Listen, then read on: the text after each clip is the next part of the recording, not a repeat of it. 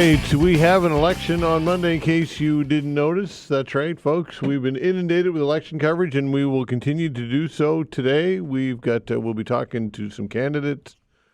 I'll get Tim Powers' take on all of this in just a little bit, find out what he has to say.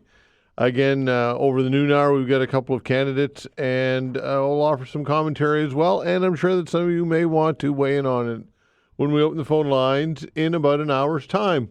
Predictions. What are your predictions? How about the media coverage? Did it make a difference? A lot of claims of bias out there when it comes to coverage. Why are young men, according to polling, supporting Poilievre? And why has the NDP message failed to resonate on a larger scale? And also, why are boomers supporting Mark Carney, according to polling? And if the Liberals form a majority, what is Pierre Poilievre's fate? If the Conservatives win, what's Mark Carney's future? Are you still undecided? And trust, is that a key issue in this election? Donald Trump, of course, and that factor. What's the Donald Trump factor? That's something that I'll throw out there and get your take on as he's musing about the 51st state once again. That is supposedly plays into Mark Carney's hand because Mark Carney is seen to be the guy who's got the hand on the rudder, if you will, on the tiller, and can guide us through these difficult times more so than Pierre Poilievre. Again, this is according to polling. So some things that you can discuss again when we open the phone lines in about an hour's time. And of course, the Toronto Maple Leafs, a huge win last night over the Ottawa Senators in overtime and up 3-0 in that series. And Leaf Nation is pretty happy right now. The last time they had a 3-zip lead in a series, I think, was 2001, and that was against the Ottawa Senators as well. So hopefully they can close it out tomorrow night. The Montreal Canadiens looking to avoid going down 0-3 against Washington tonight, and they fell 3-2 in overtime in Game 1. We're dropping a 3-1 decision on Wednesday. So the Edmonton Oilers as well, also staring down the barrel at an 0-3 deficit and need a win against Los Angeles. Elsewhere, New Jersey hosts Carolina. And the Blue Jays are in New York to play my Yankees this weekend, so we'll talk sports with Cecil to wrap up the show today. So lots and lots to get to. Thanks to Vanessa Van Den Ness on the other side of the glass at the control boards, doing a fine job as always. All right, let's dive right into this thing. A couple of guests in front of me here. I saw this story, and it really, really grabbed my attention, and I was hoping I'd get these two business owners in front of me, and in fact, it has happened. This story, I first saw it on the Global News website. The Nova Scotia restaurant says no more tipping, paying staff $20 an hour, which I think is a great concept and certainly worthy of discussion. Joining me here in studio are these restaurant owners, Vincent Morley and Kristyn Green. Hello to both of you. Hello. Hey, thanks for having us. And you guys are married. Yes, we are. Yeah, we are. You're married and you work together. Yes, we are. And we're loving it. Yeah. All right, tell everybody about the business, first of all. Yeah, so we're Halifax's only tip-free restaurant establishment. We believe that a business built on collaboration is a better foundation for a restaurant experience. All of our employees, front of house and back of house, earn $20 an hour, plus 50% of our profits go straight to our employees and are divided up by the number of hours they worked. Wow. And who came up with this idea? It was collaborative. Yeah. Collaborative? Yeah, come on now. Somebody must have had a little more say over I would probably say more my husband, only because like he has the experience of working back of house, which is like systematically overlooked and exploited. And I think so. May I say? I think it would probably be more you, baby. It has been a collaborative vision the entire time, and it wouldn't be what it is if we weren't working together on it. Okay, and it's called The Bonfire, and the location is? It's at 2394 Roby, right next to Tony's on the Commons there. Right down the street here. Right down the street there. Okay, all right. So how do you adjust your pricing to make up for this, or how does it impact pricing? Yeah, no, that's a great question. We find that we are still competitive. We haven't had to raise our prices too much to match the current landscape of food prices. I think our timing is really good with this. When supply chain issues hit during COVID, prices went up for everything. And then when supply chain issues resolved, prices didn't go down. So now we're pricing things competitively to the restaurants around us, and we really looked into that. We're not a cheap restaurant by any means, but we do think it's fair and competitive. Well, nowhere's cheap anymore, right? That's the thing. Yeah. You know, and that's the thing. So when people come in, they can't. I guess when we hear that no more tipping and $20 an hour, that people would assume that the cost of the food would be much higher. You're saying that's not the case? That's correct. Yeah. Yeah. How do you keep the cost down and pay the wages? Yeah. So the way we're set up is everything on our menu comes a la carte. So we're doing a very family style sharing. What's a la carte mean for those like me who don't know this? Yeah, no. That means when you for order, those of you / me. when you order a burger or a steak, it comes just the burger or just the steak, and then we encourage you to order fries and mac and cheese and charred Brussels for the table, and then everybody sharing the sides. So instead of just getting a burger and fries, we hope that you're getting a burger and then some salad, some fries, some mac and cheese, some jalapeno poppers, and yeah. Are you getting any pushback from anybody? Well, we've had a couple of negative reviews out of Ontario. So, Really? they definitely haven't visited our establishment. They have given us 1-star reviews on Google. They've called us greedy for doing it, which I don't really understand. I don't think it does, no. No, it doesn't make any sense. So when I say pushback, I mean pushback from other restaurateurs in the business, in the Not yet, although we probably expect to. Yeah, because whenever anybody does something like this, it causes... Some people don't want change, right? They just love the way things always were. It may have worked for them, and change is hard for a lot of people. So when you're at the tip of the spear sometimes, or you're the first one through the wall, you get bloodied up a bit, right? Yeah. Is that happening to you guys at all, or? The response has been overwhelmingly positive, and we've actually found that we haven't even had to respond to our own negative comments because we have people who are so excited about the concept that they're defending us on our behalf, and we're so busy with the operations of setting up a restaurant, and it's just been so rewarding to see people just on the internet coming to our defense and really supporting us at every level. Okay, I'm assuming out of reflex, some people want to tip anyway. Does that happen? Yeah. Does that happen, Kristyn? Yes, it does. It definitely does. Even if we warn them, they're here at our restaurant because we're tip free, and then even at the end. It's been so funny watching them waiting for the thing to come up, and they're just waiting and waiting and waiting, and then they're like, oh yeah, I can't do this. Right. And it was so it's such a culture shock. But the funniest is it's created this by accident kind of bartering system in our community, which is so funny, where some people have been oh, I can't tip, but I want to show my appreciation. So they've been dropping off cookies, and somebody which is things you probably can't serve, right? No. We're eating those, Todd. Those are gone. Those were gone immediately. That's right. But you even can bring them here, by the way. Yeah. Oh no, they are gone. I'm so sorry to tell you. What do you mean in the future? In the future? No, we will not. There are. So I'm just joking. Todd. Wow. But yeah, it's been wild. Cookies, people have dropped off. Some or offered to give us some of their artwork to put up. Even some HR firm reached out and asked if we needed any help for free. A web designer reached out and asking if we needed help for free. It feels like everybody is feeling what we're feeling, and it's been extremely validating. Okay, so I read in a quote, and I'm not sure which one is it attributed to. So Vincent, I think it was you, but if not, it's one of the two. Said that you don't feel that customers should have to subsidize wages. Was that you? That's exactly right. Yeah. And that's become kind of the model of the restaurant industry. And the expected tips have continued to go up as the food prices have also gone up, and it's started to feel really unsustainable. And we think that there's a myth that restaurants don't make money, and we want to dispel it by being a profitable business and by sharing that with our employees and by being transparent about how we're doing it.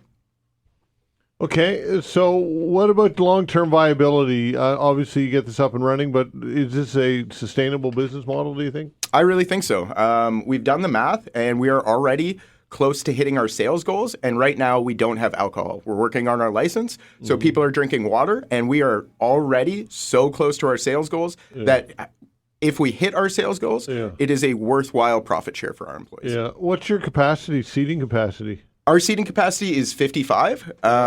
It's something we maybe have to try and get upped a little bit because I think it's a little bit small for our space, but it's something we're working on. What kind of hours are you open?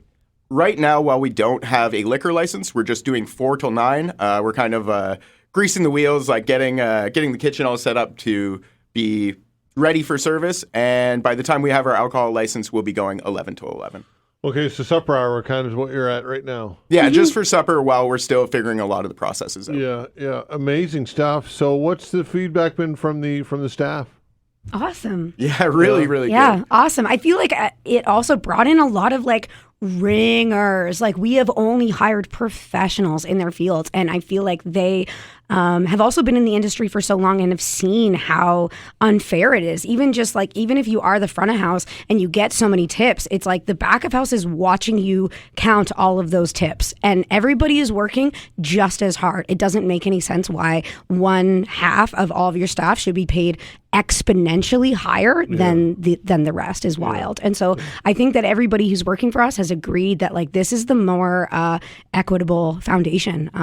Just sharing and a little co-op we've created. And look, I think that the laws will be placed for tipping in some situations, right? There'd be some people who would want to make more money tipping and would want to work in that environment. You're not looking to revolutionize the industry. No. Or maybe you are. Well, we're hoping people take notice and at least have to consider it and how they're structuring their pay to be fair and equitable. That would be awesome. That's a good point. I think that what we want is to make people question, why are we tipping in the first place? Yeah. Why do I have to tip? Are you not paying your employees enough? Answer that question. Why are we tipping? May I be frank? May I be completely honest? Yes, I think please. that we're very used to the 1% taking 100% of profits. And we're tired of it. Vince and I have been working class our whole lives, and we're tired of doing 1% taking 100% of I think just like the ownership class, Right. it's very used to being like, oh, these were our costs, these were our labor costs, and everything else that's extra is just for me. And we're tired of that. That's so frustrating. It's like we're all in this together, we're all working. And tipping also, I've heard that business owners in some cases take a skim, I guess. Yes, actually, yes. I worked for a catering company in the city, a big catering company. They own a lot of restaurants.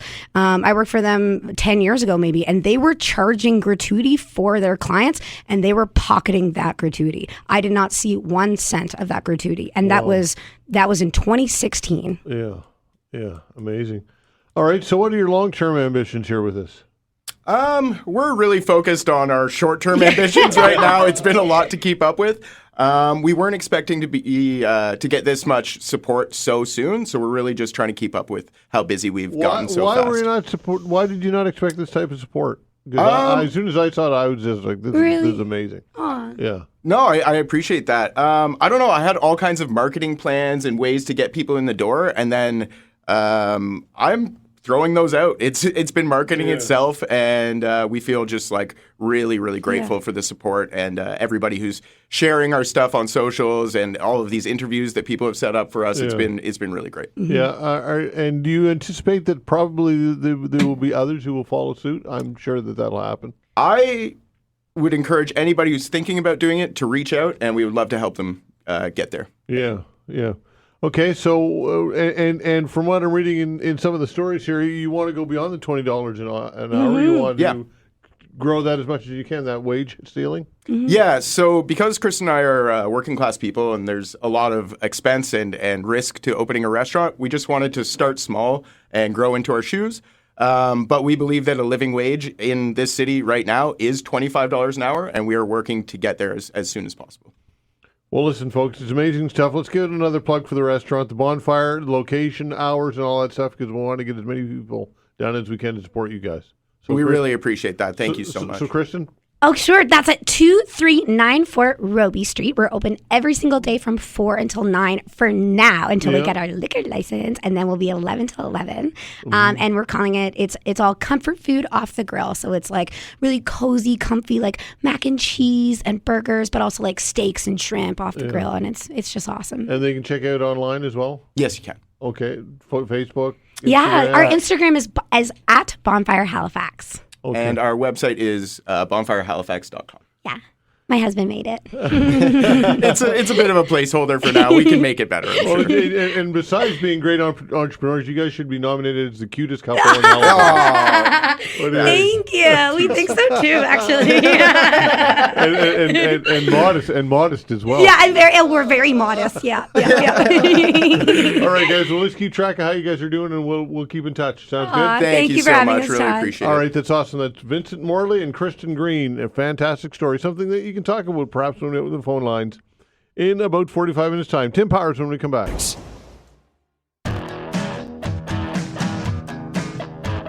All right, time for our chat with Tim Powers, Summa Strategies, Abacus Data, friend of the show. Tim Powers, how about those Leafs? Going there, look, fair enough.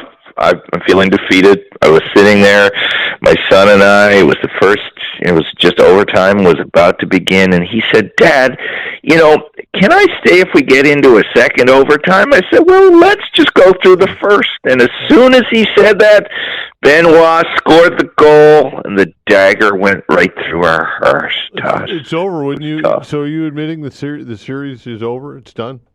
I'm saying it's tough. I'm not giving up. I'm not giving up yet. But I got to say, though, first time I had seen some of those Leaf players close. We were lucky we'd scored some good seats. Austin Matthews is a big boy. I didn't realize how big he is. He's big. Doesn't mean I'm cheering for him, but I have an appreciation of his athleticism now, having seen him in person. Indeed. Okay, let's shift gears. Let's talk the election. Obviously, what's the latest? What is your polling information from Abacus Data? What's the latest polling info from your polling? Abacus had a poll out earlier in the week with a 3-point gap. That seems to be somewhere between 3 and 6 or 7 points. The 3 with the Liberals ahead. Nanos put one out this morning. As you know, they had a 5-point gap with the Liberals ahead.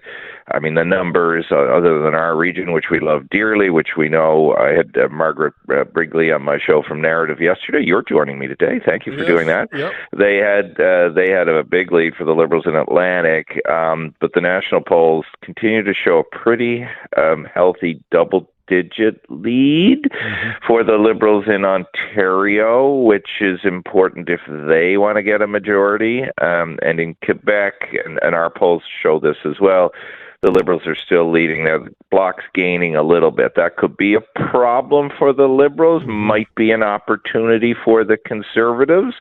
But as we sit here on this Friday, the data shows, and it can change over the weekend, I'll say that 10 more times. Right now it shows the Liberals win, likely a majority, which they don't want anybody to say, but I'm saying it, because that may suppress some vote, which they don't want to have happen.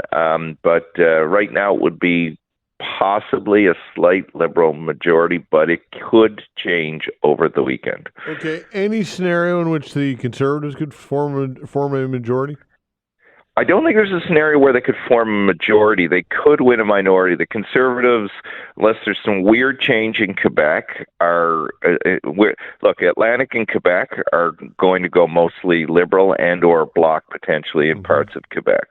So that's 100 seats off the table where the Conservatives might leave with, what do they have, 10 in Quebec? Did the Conservatives have 10 in Atlantic? No. So they might leave with, say on their best day, they leave with 20 out of 100 some odd seats. 175 and 32 is 107. They'd have to make a hell of a lot of ground in Ontario to get to a majority. They could get a minority. And I think that's kind of the talk that the Conservatives are saying, that if they have a shot at anything right now, it's a minority because the NDP vote is so low. Vote splits that they would win elsewhere won't necessarily go their way this time. Why do you think that according to polling and the data, that Boomers are so supportive of Mark Carney? Why has he captured this cohort? I'm glad you didn't say you and I, because neither of us are Boomers. No, we're not. To point out, we're That's not right. Boomers. We're That's not Boomers. I think Carney represents for a lot of Boomers, probably male Boomers in particular, the traditional type of leader they find comfort with. Somebody who's well educated, who has, experience in crisis, as Mr. Carney himself says, whether you can determine what his role actually was based on all the information is out there. And I think he has played the one hand he's been given very well, that he's the guy who's best able to deal with Donald Trump. And in Pierre Poilievre, I don't think boomers feel that yet, whereas where Mr. Poilievre has had appeal, particularly been with young males, but also young females, not to the same degree, who feel he speaks to them on their account, on their affordability issues, but hasn't had the chance or the ability or whatever to connect with on affordability the way he was doing prior to Mr. Trudeau departing. Okay, Poilievre has really had a hard time kind of shaking off this image of supporting the truckers, whether that be for good or for bad, and that rhetoric, Canada's broken, and all of that. He's had a very difficult time kind of reinventing himself, if he's even tried. What are your thoughts on that? It's funny you say that. I have a young fellow who works for me who's doing some volunteering on one of the Conservative campaigns, and he's been doing the door knocking. And I said, just out of curiosity, what are you hearing most at the doors? And he's door knocking in the Ottawa area. So, the truckers is still very real for a lot of people here. And he said it was the truckers. He said, that's what I hear about. Why was Pierre Poilievre with the truckers, which is quite fascinating. So certainly in this region of Ontario, where I'm talking to you from today, Eastern Ontario, that's still very acute. And, I think with female voters, there's still a discomfort they have with his approach and his style that isn't playing well. And he has every bit of data shows he struggles among women.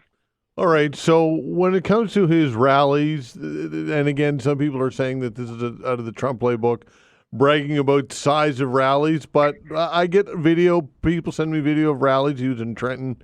2,000 there. Right. So is there something to be said for rally size, or is that perhaps not really relevant?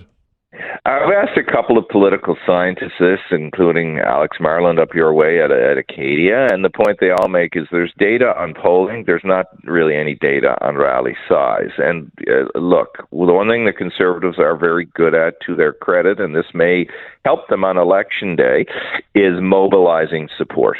And for all of these events they do, be they in Trenton or, up here in Ontario, they're not just putting a message out to the riding where the leader is going. They're bringing in people from different ridings to do that.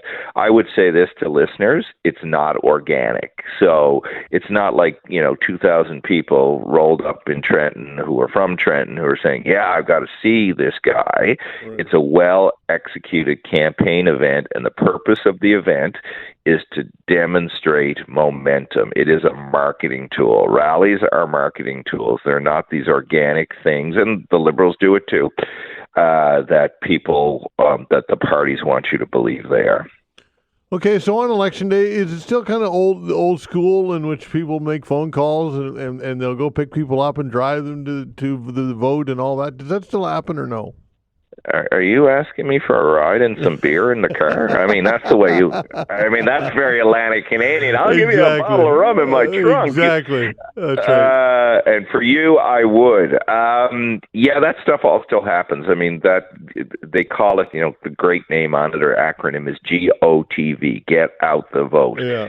And the Conservatives have traditionally been really good at that. So they are, if they haven't gotten people out in the 7.3 million who had voted in advance polls, they will be working that, as will the Liberals, and that's where most of the volunteers go on Election Day, just on the phone, calling, Joe and saying, "Joe, have you and Margaret gone to vote yet? If you haven't, can we help you? Do you need help? Are you going to go and vote?" So, that is still a huge element of it that will be in full force on Monday for all the parties. Okay, lastly, if in fact the Conservatives lose, what's the future of Poilievre?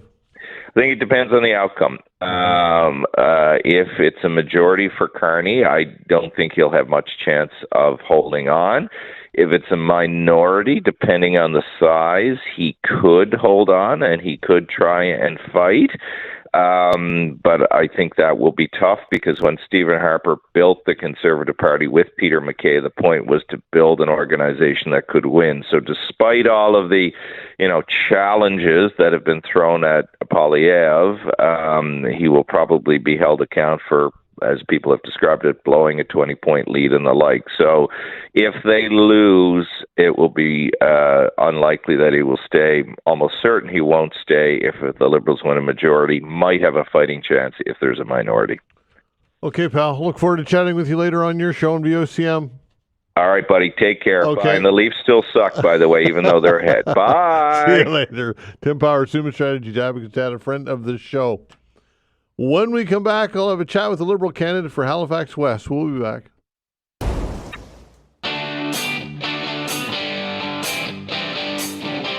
Well, leading up to Monday's election, we've been chatting with candidates, and we have an opportunity now to chat with a Liberal incumbent, Lena Metlege Diab, Liberal candidate and incumbent, as mentioned, for Halifax West. Lena, thanks for joining the show. We appreciate your time. Good morning, Todd. Bonjour. How are you? I'm well. So, I guess we're on the cusp, on the doorstep of the election. Must be exhausting, I would think, to be a candidate the last couple, 3 weeks, month. Well, certainly physically it's tiring. This is where we concentrate our major effort, if you really want to see people, that is, by physically going door to door every single day as much as you possibly can. So certainly physically it's tiring and emotionally as well. But for me, I've sort of been doing this now for years. So this, obviously not to this extent. So it's part of the job that I actually love to do. And that is seeing people at their doorsteps and listening to them, and whether they have a concern or they have a comment or simply say everything is wonderful in our community. Okay, what are some of the things that you're hearing at the door? Not just good, but some of the concerns that you're hearing as well. So I would say overwhelmingly this time, and I've ran twice provincially, and I ran federally in 2021. So this is my second mandate federally. Overwhelmingly this time, it's tariffs, Trump, trade, our economy. People are concerned. People are energized. There's some that are angry. But that's sort of overwhelmingly what I'm hearing.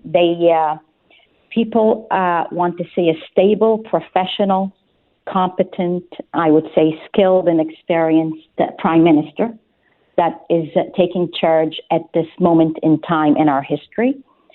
People are gravitating towards Mr. Carney, our current Prime Minister. Obviously, there's, we talk a lot about trade in Canada. A lot of, we're all talking a lot about it, but they see the work that's been done over the last number of months. And I've seen it because I've been there at the table with the current ministers in terms of eliminating the federal barriers to interprovincial trade and labor mobility. Listen, Todd, when I was provincial minister for Nova Scotia, these are issues we talked about constantly, but I saw the difficulty in getting provinces to work together and agree when it came to, every province wanted its own territory.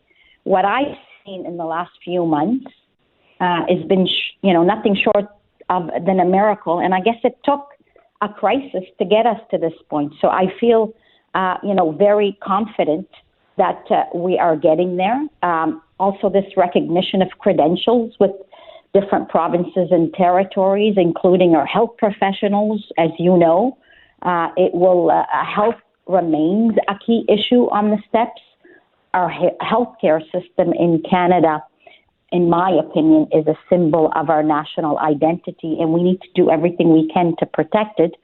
It's actually the envy of many countries, but we know we've got challenges. We have access issues. We have wait times for surgeries. So one-on-one, people tell me that at the doorstep. But what we're doing right now on the recognition piece, with financial services, the trucking safety certification, something we've been working on for years, and we've been able to sort of do now because of what's happening with the United States and their current president, and that will drive down costs for Canadians, drive down costs for businesses. It'll strengthen our supply chains. And one thing I started to hear the last few months is we need to increase our productivity to bring new opportunities. So, people are united, I would say. People are focused, and they're united, and they're proud of Canada. They're proud of their country. And I tell you, the polls are showing it. I've never seen such great turnout in advanced polls as we have this time. Okay, so it feels good as a candidate. Okay, so one of the criticisms of the Liberal government has been a poor track record on housing and immigration affordability. Some of the metrics, some of the key metrics, and one of the themes, one of the messages that the Conservatives are saying is that, do you want to reward that last 10 years of what has been in according to some metrics less than stellar record? What's your response to that? Well, I can confidently respond to you. I think you know that I was Nova Scotia Minister of Immigration for 8 years, from 2013 to 2021. So I know the system. I've seen it. Mm-hmm. When I started in the political arena in 2013, Nova Scotia. Let's talk Nova Scotia. Our population was aging. Our young people were all leaving. We had hospitals and schools closing in different communities. We needed to do something.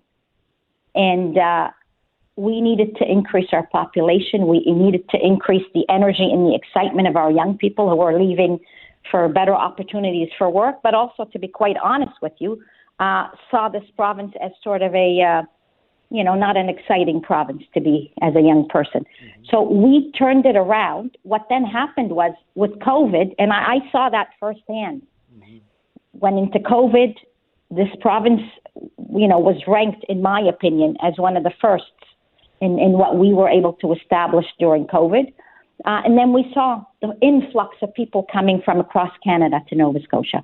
The same thing happened with all of Canada. People from all over the world started to want to come. I would say to you that influx was not really foreseen. And as a result, yes, we ended up getting infrastructure challenges in housing, in many other aspects. So part of Carney's plan right now, and you can, people, they call it ambitious, it is. It's getting the federal government, and we've started that actually under the last mandate, but now it's to increase it, is to start to get the federal government really back into the business of building affordable homes and increasing our supply, because we need to tackle it from both perspectives. We need to help developers and home builders that are building homes to cut their red tape, to decrease their municipal charges, because I hear it at the doors from people that are building. It's expensive. It is expensive. The price of lumber, I was told the price of a door frame is one example I was given, what it was prior to COVID and what it is now, 5 times fold. So, but we also need to build affordable homes. And this is where I believe the role of government needs to be. And I believe that this is the government that can best do that. Also eliminating the GST on first-time home buyers. I think for homes under $1 million, I think that would very much help people in Halifax West and in Nova Scotia. So, in terms of immigration, we started to rebalance a little bit, and I think it'll take a bit of time, and then you'll see it. I mean, it's a balancing factor. I still hear from businesses and people that say we still need these temporary workers or people, and I hear from universities and from others that we do want these international students. So it's going to come to a time where we can balance with our infrastructures, with our housing, with our healthcare. Plus, you got to remember, these people are coming, a lot of them, to build homes and to be our doctors, our nurses, our healthcare providers. So, it's a balancing act, and sometimes it takes a little bit of time to get it, and then you need to readjust. Life changes, right? Right. Circumstances change. Okay, Lena, appreciate your time. Thanks so much. I know you're very busy, and best of luck on Monday. Thank you very much. All right, take care. Lena Metlege Diab, Liberal incumbent and candidate for Halifax West. Trump says Canada would cease to exist without the United States, floats automobile tariff increase. We'll talk with Ian Lee about all this when we come back.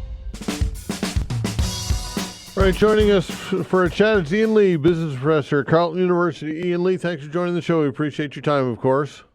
My pleasure, Todd. All right, so Donald Trump back at it again, says Canada would cease to exist without U.S., floats more automobile tariff increases. How much of this can we take as a country? Yeah, it's, I don't know how much we can take, but as you know, I'm evidence-based. I only deal with hard data. And so I want to drill down. If he's just talking about the auto sector as opposed to the totality of the Canadian economy, we can deal with both. Okay, one's more macro, one's more micro.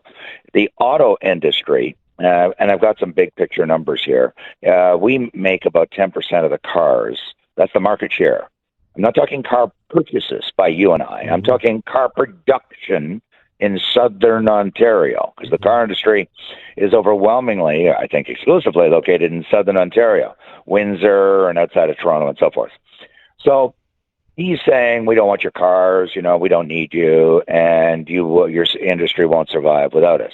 Well, he's correct. People may not like that, and people may get very angry at me. I don't agree with Donald Trump. I don't agree with his tariffs, but at the same time, I live in the real world where I look at real numbers. And I did a paper on the Auto Pact, which was passed in negotiated in 65 between then Liberal Prime Minister Pearson and President Lyndon Johnson, a Democrat of the United States. And it's very clear that when we did the Auto Pact, it was to save the auto industry because it was in decline. And the auto industry has been in decline, I would argue, really the whole time since then. Some say, no, that's not true. It only started declining in the last 15 or 20 years. Our peak was 2.5 million cars produced, manufactured in Canada, and we're down to about 1.5 million. And we're in decline because for a whole bunch of reasons. Principally, and I'll be very quick on this, the auto industry is one of the most R&D intensive and financial capital intensive industries in the world. The late Sergio Marchi, brilliant man, a Canadian, was the head of Chrysler, which became Stellantis, argued before he passed away, far too young, he argued that the world car industry, which has 10 car companies in the world, major car companies, he said the industry has become so expensive, so capital intensive, he can't support 10. It can only support 5. That's why he was trying to merge Stellantis with GM and some other merger partners. And so there are some Canadians who are saying, we'll just go it alone and make cars just enough for the Canadian market, around 1.5 million cars a year.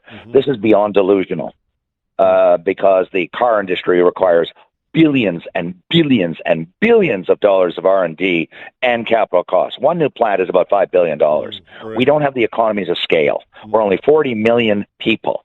And there's 3 car manufacturing superpowers in the world, Europe, Asia, and U.S. So that idea is preposterous. If we don't have a negotiation with Trump, a successful negotiation, remove the tariffs, our auto industry is finished. Now, for those who are listening thinking I'm telling you this is doom and gloom and we're all doomed, I don't believe that. I think we've made a huge mistake for the last 70 years in our country going down that road, trying to turn us into a manufacturing superpower when we never were. We've been very strong in services, and we have an enormous comparative advantage in natural resources, which includes fish and includes potash. It's not just oil and gas. It includes anything that comes out of the water or the ground or trees. And the world wants our natural resources. The Germans have said very publicly, so have the Japanese, so have the South Koreans. They want our LNG. They don't want our cars. And the idea that we could ship 2-ton F-150s over there or 2-ton, SUVs to Europe or Asia is silly. I travel, and you know, I've been teaching in China since '97 and in Europe since 1991. They don't drive these big honking trucks and behemoths that we drive. So we're not going to ever export to Europe or Asia our manufactured goods. That's why I think we have to pivot to natural resources writ large. But on the larger, very quickly, because it goes to what Carney and others have said, we've got to diversify. And I totally agree with diversification of trade, okay? But we do $1 trillion, between the U.S. and Canada, both ways, $1 trillion.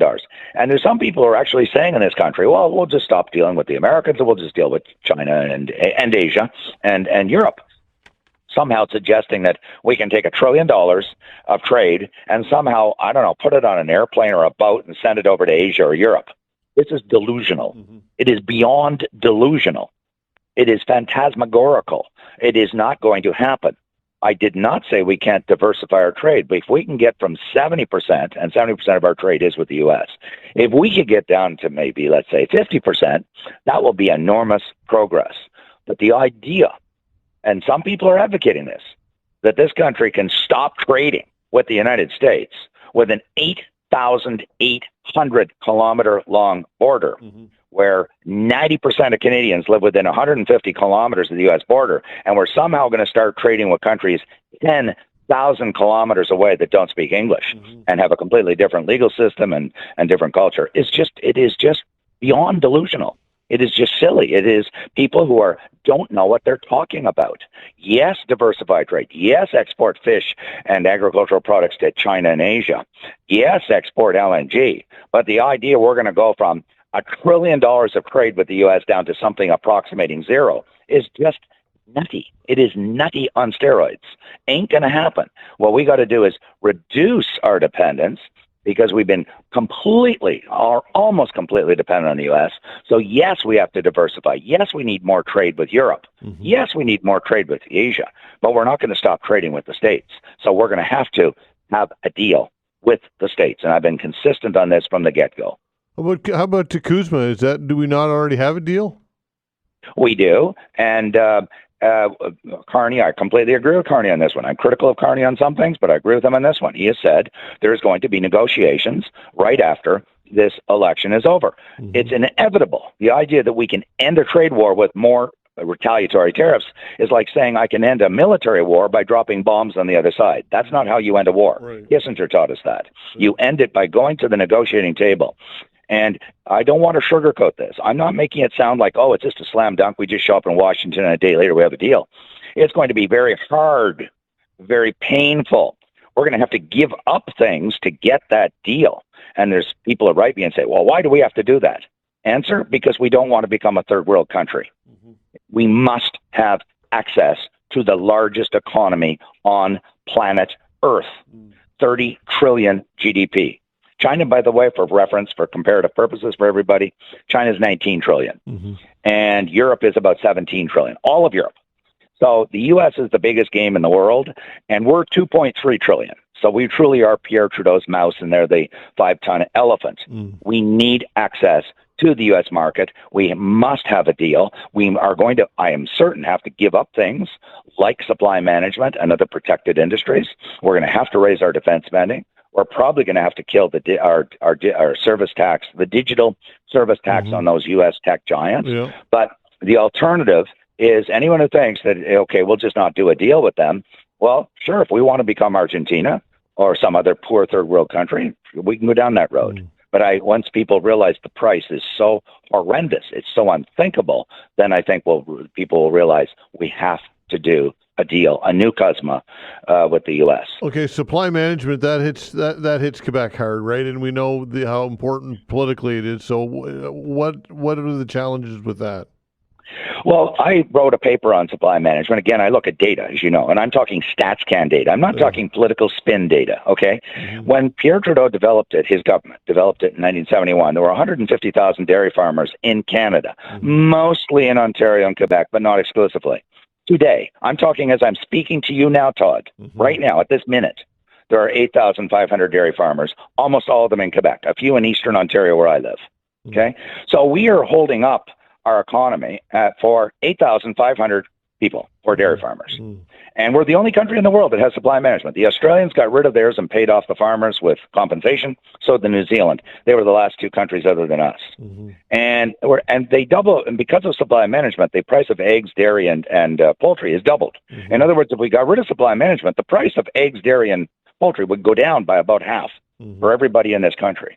So here we are defending 8,500 multimillionaires, according to StatsCan, because they have big farms that are valuable. And we're doing that to exploit 40 million Canadians with very high prices in dairy and poultry, and to potentially mess up a future trade deal with the United States. So I've been advocating, and just about every study that's ever been done on supply management has advocated that we've got to dump it, do what the Australians did, pay off the people that invested in the dairy farms because they invested in equipment to buy the license, etc. So we pay them off over a period, the Australians did, I think it was over 10 years, and they compensated them for their loss. And then they go to an open market system like all our other agricultural products, by the way. We don't have supply management for beef or for hogs, pork. We don't have it for wheat. We don't have it for canola. We've only got it for this area. And it drives the Americans crazy. And it exploits our own Canadian people. So I know they're fighting it very hard, and all the political parties are on board. And we may find that we're looking at, do we want to get rid of it? Are we willing to get rid of it to have a deal? Or are we willing to not have a deal by not getting rid of it? So we've got tough choices that are going to face us in those negotiations. It's fascinating. Thanks so much. And we'll talk next week. Do a postmortem on the election. We'll be in touch. Thanks, my friend. Okay, thank you. All right, Okay, take care. bye. Ian Lee, business professor at Carleton University. Now we've got some time for you. What is on your mind today? Give us a call, 902-405-6000, whatever you'd like to get into. I'm sure that some of you want to talk about the federal election again. 902-405-6000. Your calls when we come back. Thanks.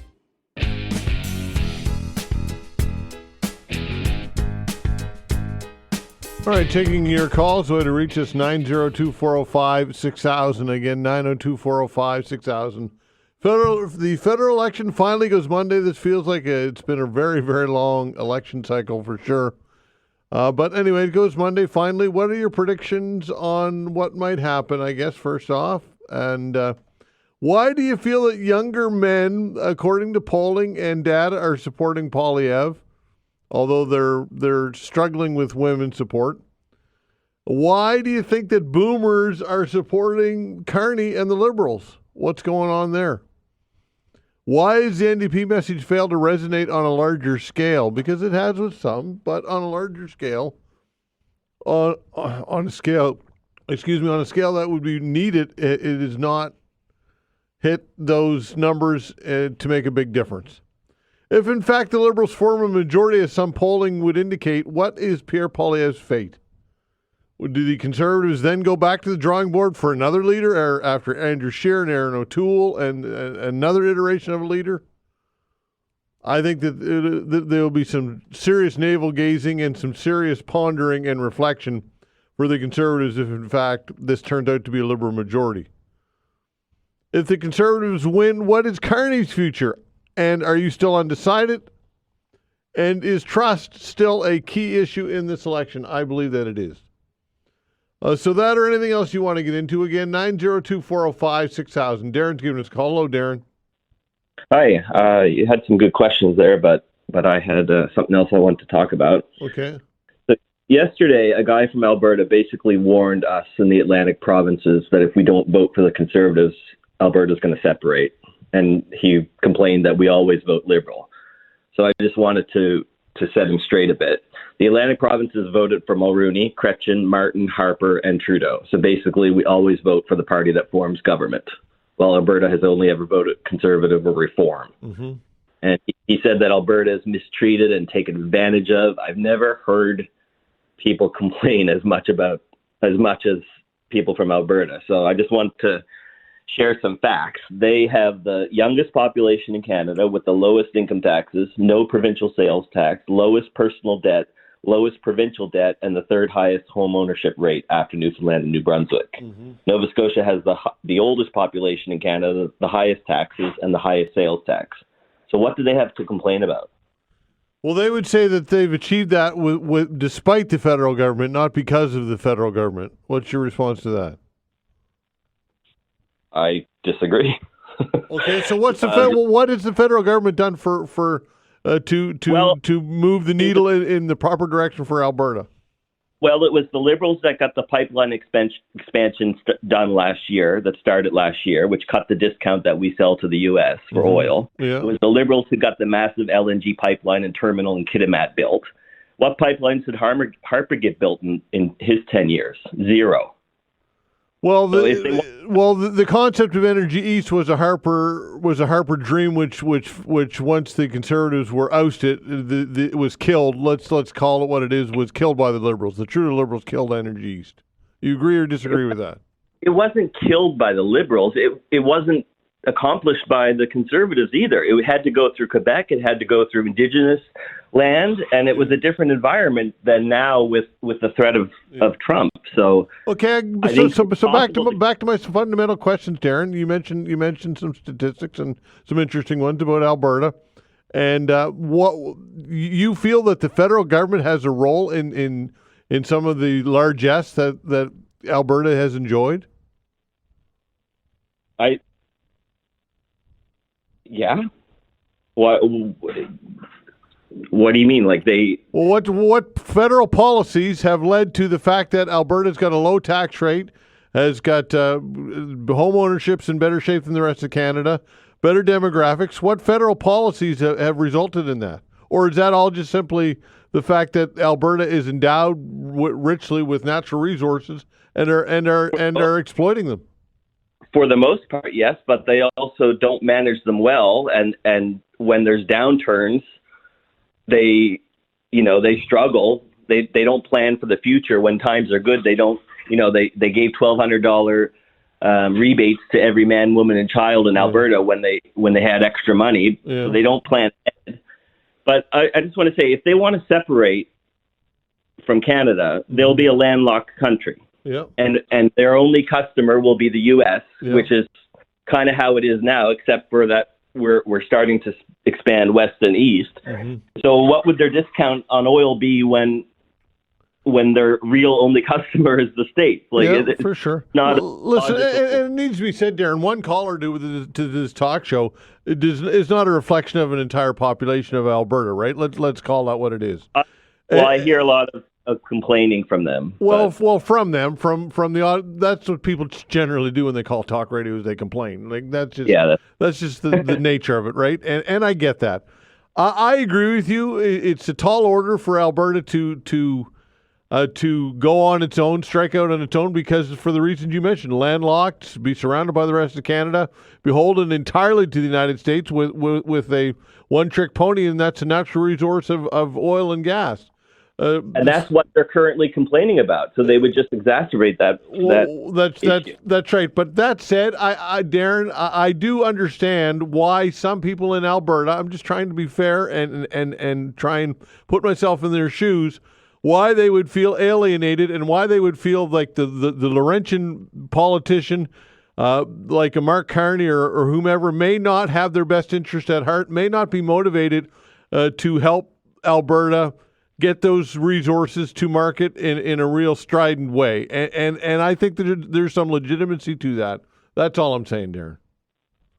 Okay, but the current situation and them compared to the other provinces, they really have nothing to complain about because they're number one in everything, but they complain the most. Yeah, they're number one because they extract and utilize their natural resources.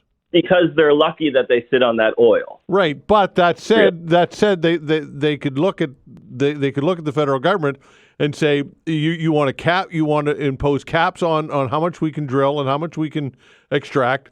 You've not been as strident as you could have been or should be when it comes to getting those resources to diversified markets.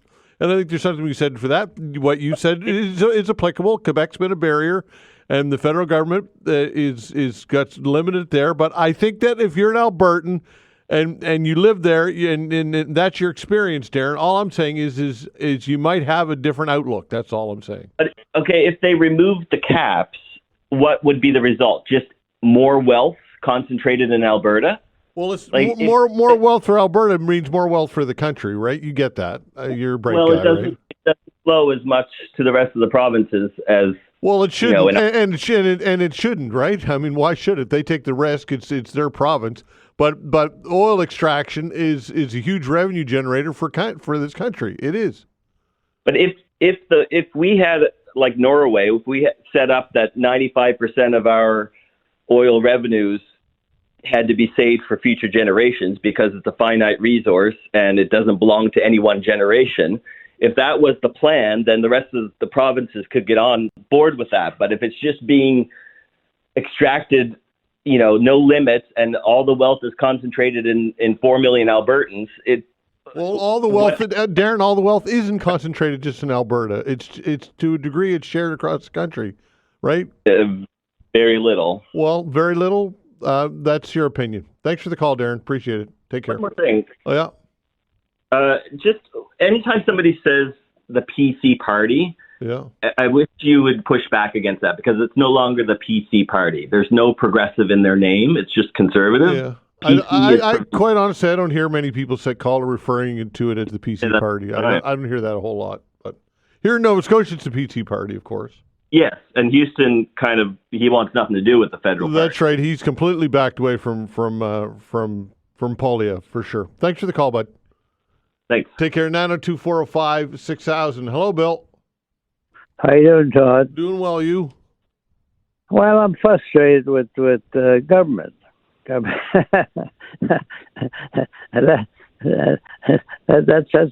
something else to say, isn't it? Anyways, what the situation is, I made the deal with the government of Nova Scotia for several very interesting properties over the years. 600 acres in Terrence Bay waterfrontage, Wilderness Park now, Lawrencetown Beach, Nunes Beach, Eagle Head Wharf.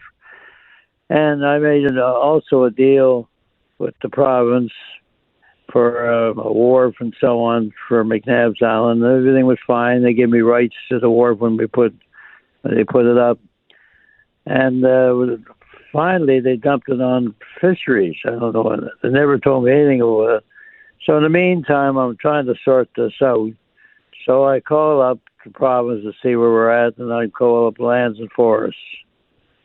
So what I got to get this lady there that I couldn't understand. I'm trying to tell her that, put me anywhere so I can talk to somebody.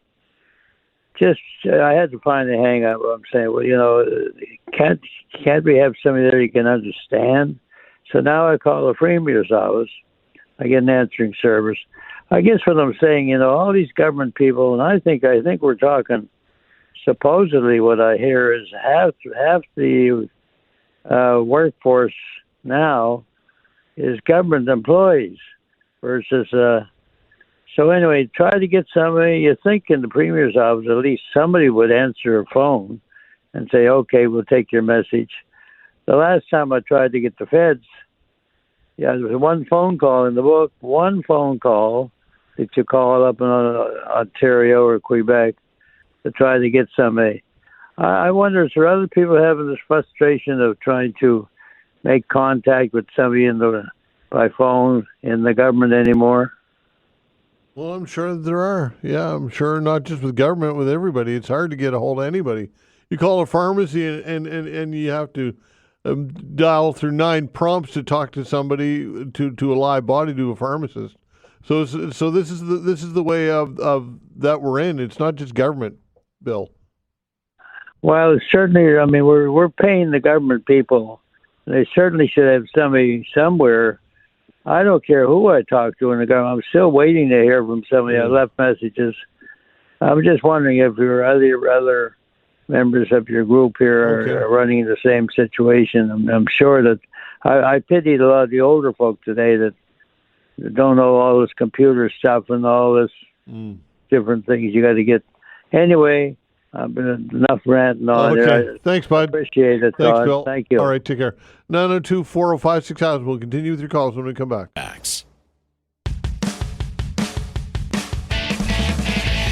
All right, continuing with your calls, 902-405-6000. Again, 902-405-6000. That is the way to reach us. Danny, hello. Hi, how you doing, Todd? I'm well, you?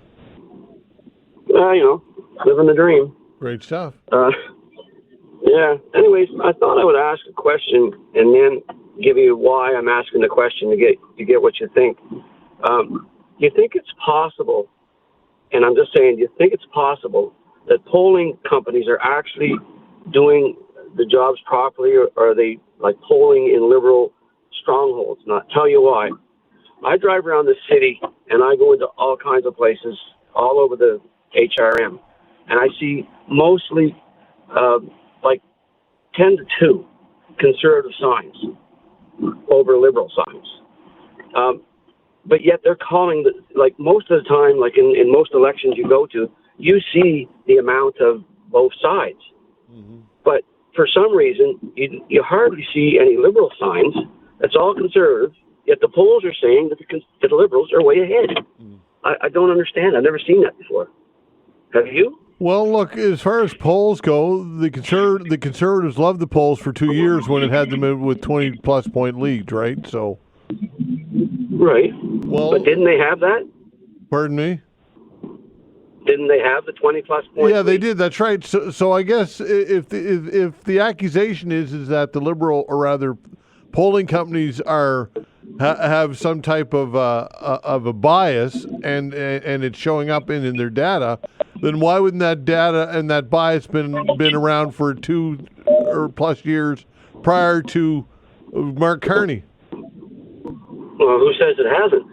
It's like if you call a lot of places where the conservatives are a stronghold, yeah, you're going to get that. And also the same thing is if you call where the liberals are in power or strongholds are, you're going to get a better result also. But it just seems strange that I hear this, but I don't see the signs. And normally you see all kinds of signs in every by-election and stuff. All these signs, everybody's got them out everywhere, but I don't see any liberal signs hardly. Yeah. That's the only reason I'm asking. And like I say, I'm not a conspiracy theorist, but at the same time, it just seems odd. Well, and again, some people suggest that crowd sizes at conservative rallies would be indicative of something contrary to what the polling numbers are showing, and we'll find out on Monday, won't we? I guess when all is said and done, yes, we'll find out on Monday how it all and look, polls have been wrong before in the United States. The polls got it wrong. I believe for Trump's first election, polls got it wrong over Hillary. That right up into the last day, they were predicting Hillary was going to win that election, and Donald Trump won it. So polls aren't always right, and things can happen, and we'll find out on Monday. You have a good weekend, Todd. Okay, pal. Take care. 902-405-6000. That's the way to reach us. Again, 902-405-6000. Noah, hello. Hey, how's it going these days? It's going okay, you? Good. What do you think of the Leafs being up 3-0? Well, I like it. I like it until they put them away, though. Being a Leaf fan, having seen what's happened in the past, until they put them away, I will be. Listen, it looks the Leafs look different this year for sure. They're better coached, much better goaltending, and more experience. Matthews, they've got Nyes looks great. They've got Marner. On and on it goes. They got a lot of depth. Their defense looks strong. The Leafs look good right now. Look, I'm not planning a Stanley Cup parade yet by any stretch. But things have gone exactly as planned and couldn't ask for better at this point, and it's pretty darn exciting. Exactly, and the fact that they have the 5 forward on the first power play, that's actually look, and you get Tavares, Nylander. Nyes is great. They get a lot of depth, and Domi's playing well. They look good, and to me the biggest change has been the goaltending. They've got a guy now in net who looks to me like he is rock solid. Let's hope that he stays healthy throughout the playoffs. But look, anything can happen. Ottawa, I'm not sure how good Ottawa is. I mean, Ottawa's a decent team, but certainly not the best team the Leafs will have to beat in order to get to the Stanley Cup. But there the other night kind of showed it. all the time when the Leafs are up 2-0, they're 10-0, which is kind of cool. And each time Ottawa has gone down 0-2 in a series, they've lost it. Yeah.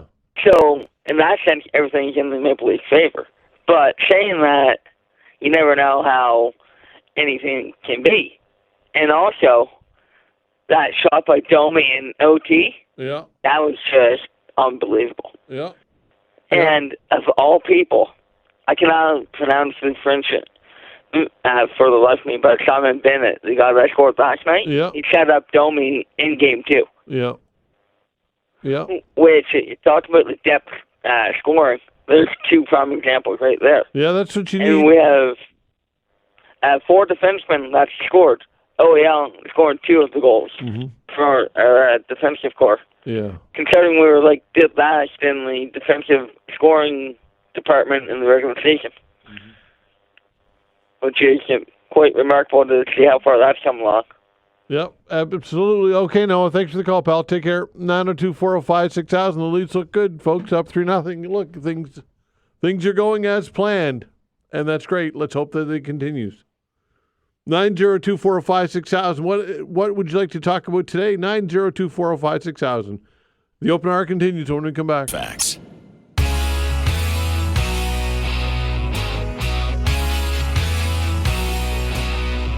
So continuing with your calls, 902-405-6000. That is the way to reach us. Troy's giving us a call. Hello, Troy. Hi, how you doing? Doing well, you? Good, good. I'm calling about the election polls, like the stations where you go to do that. Yeah. In my area, which is White's Lake, down on the Prospect Road, election day we vote at the Legion, which is fine and dandy. It's in our community. But the early polling stations that they had for us wasn't even in our community. It was out at the Lakeside Legion, which is like almost 21.5 kilometers away. Mm-hmm. When my in-laws who live up the road in Hatchet Lake, they vote election day at the Prospect Road Community Center, and then their early voting station was the Prospect Road Community Center. It just doesn't make any sense to me that you'd have to travel that far to go for an early election. Why they couldn't do it down at least in our community. Yeah. I don't know. I don't have any answers for you. Yeah. Yeah. I just wanted to voice that opinion and put it out there. I just didn't think it was fair, especially for seniors who don't drive. Sure. Makes sense. Okay, Troy. Thanks for the call, pal. Okay. No problem. Take care. 902-405-6000. Vincent, hello. Hey, good morning, Todd. I just have a quick statement to make. You were talking about how the federal government doesn't really do that much for Alberta, the oil fields, etc. But I want to remind you about the kinds of subsidies that are being given to the oil companies. I mean, in 2014, it worked out to about $800 per Canadian citizen, man, woman, and child. In 2014, it worked out to $1,000 per unit, and in 2015 it was $2,000. On top of that, we give subsidies for their pipelines through the mountains. We give subsidies for opening up new oil fields, etc., and we subsidize their labor force. So I don't think it's quite truthful that we don't do anything to help them, and I'm not sure why this isn't ever brought up. I know that my facts are right because I got them from the IMF, I got them from Stats Canada, I got them from the Globe and Mail in Toronto, I got them from shareholder reports, etc., etc., etc. The numbers are out there. Well, valid point, Vincent, valid point. You can't argue with that. Okay, have a great weekend. Okay, all right, take care. 902-405-6000. Chris, hello. Good morning, Todd. Hi. You had a caller on earlier about kind of disparaging Alberta in a way. I don't know why the hell we all can't get together on something.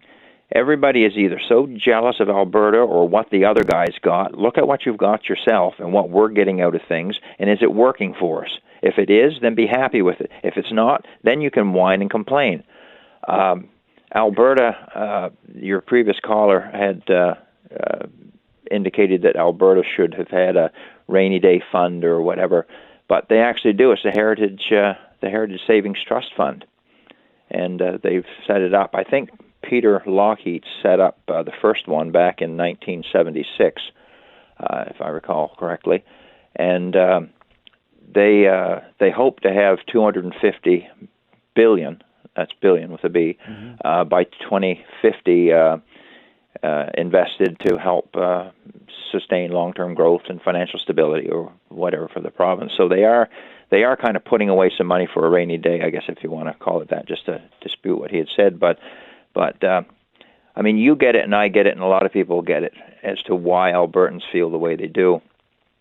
The Liberal government has been the only government that has tried constantly to keep the country divided. And to quote Keith Davey from 1980, he was a little before your time, I think, Todd, you're quite a lot younger than me. Yeah. But Keith Davey was a big-time Liberal organizer, supporter, advisor to Pierre Elliott Trudeau. And I'll quote him from what he said in 1980 during the election. He said, "Screw the West, we'll take the rest."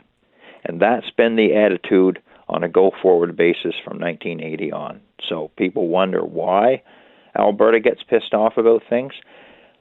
We get a lot from being in Canada, and I think a lot of people tend to think that we're kind of self-sufficient. Well, we're Nova Scotia or you're Newfoundland or whatever. But start taking away the transfer payments. We in Nova Scotia, I don't know what it would work out per capita. I guess you could look it up. But I think Nova Scotia is one of the biggest recipients per capita of federal transfer payments that there is. Would you agree on that? Yeah, it's a huge number. I can't remember what the expenditure is, but it's a huge number for sure. It is. And Quebec, they got last year $26 billion in transfer payments. So, I mean, guys, look at what we've got and what we're getting, and are we doing okay with it? If we're not, then look for a change or complain about it and try and do something about it. But this division has got to stop. And I don't see it stopping with another Liberal government. And I mean, I'm not on the radio here today to try and convince anybody to vote for Poilievre and not to vote for Carney or whatever. You make your choice. It's a free democracy, supposedly. We can vote for who we want to vote for. But you had asked a question earlier about why boomers are leaning toward the Liberals and so on. I'd like to know, and I don't think they ever ask these kind of questions, or maybe some of the pollsters do, but I'd like to know the background or the career and so on of the Carney and Liberal supporters. And I think you'd find that the vast majority of them are government workers, civil servants, academics, for the most part, people that have good-paying jobs, a lot of those jobs provided for, both benefit-wise and actual salary-wise, by government. And I'm not sure if this statistic is correct or not, but I read somewhere where about 40% of Nova Scotians depend on the government for their living, or, government on one level or another. Mm-hmm. So I think with a lot of the seniors, the boomers, which most of them would be seniors, or a lot of them would be seniors now, and retired, they'd be coming from those walks of life, if you get what I'm saying. Sure. And they look, I think, at the Liberal Party as being the one that, first of all, they grew up with in their career. They got good jobs from them. And then look at what Trudeau's history is, 43% increase in the civil servants. So he's certainly pro-government worker, that's for sure. And they have a big sway when it comes to voting, either provincially, federally, or what have you. So, I mean, that's not to be discounted, I don't think. Poilievre tends, in my opinion, and I went to one of his rallies quite a while ago. And the kind of people I talked to and saw there, I saw working people, I saw young families, I saw people that actually, and retired people that didn't have big government pensions and stuff. They were the more ordinary people that actually are suffering under the economy and the weight of taxes and high prices and so on, that a lot of the people that have the government-funded pensions, and I don't mean OAS because that's a government-funded pension, and GIS and this sort of thing. I'm talking to the actual work pensions from their department, if they were a bureaucrat, a civil servant, or what have you. And I'm sure the people out there are listening to me now, and you understand what I'm getting at with that, I'm sure. So I think that's the big difference. And who will be more motivated to get out? Who knows? I certainly hope it'll be the Conservatives, but we'll certainly see on Monday, Todd. Okay, thanks for the call, Chris. Appreciate it. Thank you, Todd. Okay, according to a quick Google search, The government of Nova Scotia receives $5.3 billion in major federal transfer payments. That includes $3.465 billion in equalization payments. So, yeah, you take that money out of the equation, folks, and Nova Scotia ceases to exist, basically. So we are the recipient of these massive federal transfer payments and equalization payments. And regardless how you shake down the formula, because people will say, well, equalization and transfer payments, it's not an apples and oranges formula, one province to the next. I get that. But the revenue generated through natural resources and oil is massive. And yes, these companies do get some subsidies. I agree with that 100%. No debating that. But the reality is that provinces like Alberta and Saskatchewan that take risk with oil and gas and other natural resources, and Newfoundland for that matter, that take on a lot of that risk, we are the recipients of that. And that's the reality. 902-405-6000. Rebecca's a first-time caller. Hello, Rebecca. Hello. Hi there. How are you? I'm well. You? Not too bad. I just thought, I listen to your program quite a bit, and usually while I'm doing my housework in the mornings, and I hear a lot of the same people call in all the time, and I'm always tempted to, but I never do. So today I thought, why not? So Great. Anyway, I just wanted to say that, people, I think as much as you don't think females listen to your program, as well as the polls go with the conservatives, as far as them thinking that females aren't going to vote conservative, I don't think that's correct. Tell me why you say that. Because the females aren't usually the ones that call into the program, and they're not usually the ones that you hear from, right, for the most part. Yeah. So I just wanted to say, I'm not going to change my mind based on the recent activities down south as far as their election goes. I'm sticking with my initial vote of blue, which was what I was going to do in the first place, and I'm not, going to let what's happening down there change my vote. And I think a lot of people are doing that, and out of fear. And I think they need to remember what's happened in our country in the last 10 years, as far as the opioid crisis, our health care, housing, affordability, inflation, the list goes on and on, doesn't it? Groceries, and I have a small family. So, yeah, I just thought it'd be nice to call in here, the woman's side of things who has a family and that sort of thing. So I don't care who's wearing the blue pajamas. You don't have to like Polyev. But he has my vote.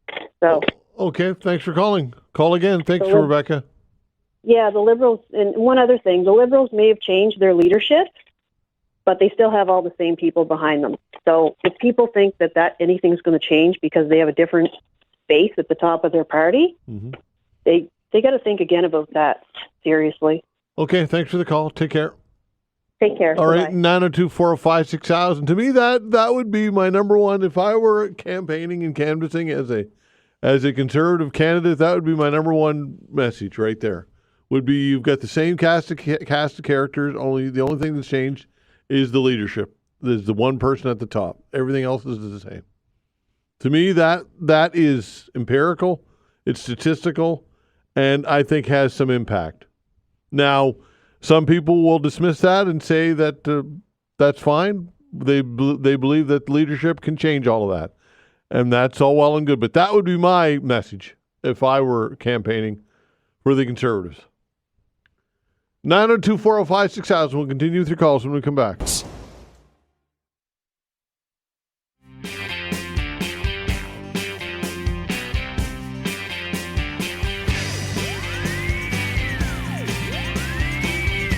All right, continuing with your calls, 902-405-6000. That's the way to reach us. Again, 902-405-6000. Dave, hello.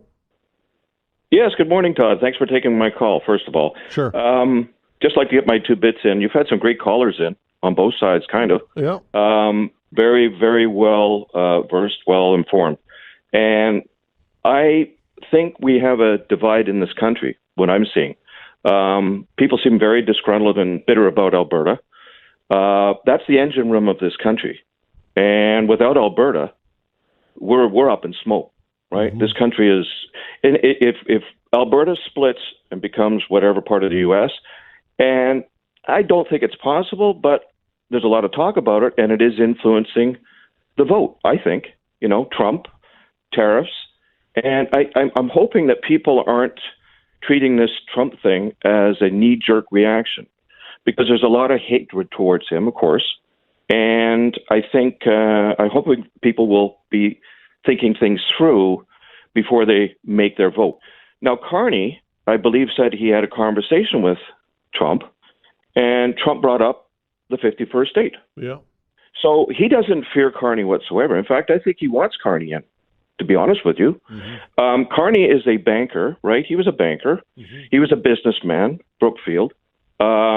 He's savvy, and he's a little more polished, I think, for sure, as a liberal. But again, is he a politician? Do you look at that man and see strength? Some people say, well, he's going to be the daddy of Canada, and he's going to be our savior. Well, whoever gets in there, in my opinion, has got a lot of work to do to get this country back together as far as unity. Yeah, we have the South. You had the previous caller you had, Sean, she was very well spoken, and she's right. People forget about the last 10 years, the damage that's been done here for 10 years of Liberal government. It's just, people are on edge. We are one paycheck away from being done. A lot of us are. So I think we have to sort of say, what, and like you said, let's look at what the last 10 years have provided this country. It's a mess. We should have got things done earlier, but instead of going the green way and this and that with Trudeau, it takes a long time to build a pipeline from west to east or a refinery. This is not, the bloc leader had a point. By the time we get these things done, which should have been maybe looked at a long time ago, when we were prospering and things weren't so bad, and then COVID, of course, I will put that in there. Yeah. But all excuses aside, we should have been putting these things in place earlier, because let's face it, we are resource rich. That's one thing we have. We don't have a lot of manufacturing. We are resource rich. And let's also remember, that wasn't that long ago. I moved here in 2000 when things were not going on. And by the way, Nova Scotia does get a lot of money from the equalization payments, and as does Quebec. They're the big winners. And that comes mostly from Alberta. So let's not forget that. And back in the day when I moved here, you had a lot of unemployed Newfoundlanders and Nova Scotians who were in the fishing that tanked, went out to Alberta and worked on the fields out there in Fort McMurray and making good money. And Alberta provided our people here work out there. And honest to goodness, if Alberta is a cheaper place to live, why do we knock it? This is an open border. We can go wherever. A lot of people can work from home now, right?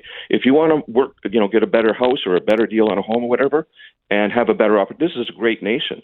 And I hope it doesn't fold, because there's a big divide. And I think whoever the leader is has got to heal the wounds. Don't worry about Trump and whatever. He's going to be irritating no matter what. But I think we have a real problem here. We have a hatred, almost some of us do, to the West. And by the way, Saskatchewan is prospering very well with fracking, and they're moving ahead on some of their. So they may also say, wait a minute here, we can have a better world here if we consider doing this or whatever. So I hope that's not the case. But I will say, folks, get out and vote. And Todd, I think we've had a record-setting early voters. Yep, which is great. That's great.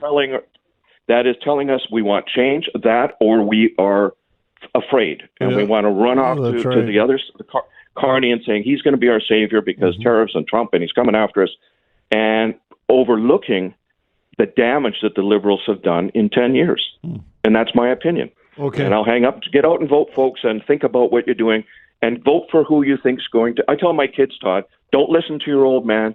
Who is going to benefit you the most? Liberal, NDP, conservative, or whatever. You know what I'm saying? Yep. Thanks, Dave. Appreciate the call, Tal. Appreciate it. Have a great weekend. Take care, bud. 902-405-6000. Marco, hello.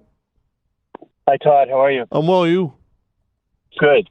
Todd, I'll just, a couple of things as far as the Conservatives go in the polls. I can't believe with the Liberals only getting 3 seats the Nova Scotia is not going to be voting for the Conservatives. I think the polls they're giving you the information, but I don't think it's very accurate. I I got a couple of things about the hockey. I used the analogy of LeBron James moving back to Cleveland years ago after he won his World Championships. I think McDavid, if they get knocked off by the Kings, is going to get. I just don't think he's going to re-sign in Edmonton next year. I can see him moving to Toronto. I can see Toronto find a way to defer some money for him to join that group. And I think a couple of other things are going on there as well. I think Quinn Hughes in Vancouver wants to play with his two brothers in New Jersey. He is in a bad spot in Vancouver, and it would not surprise me at all if he wants to move. And the last one I see is Sidney Crosby. His contract he signed with 2 years with the $9 million signing bonus.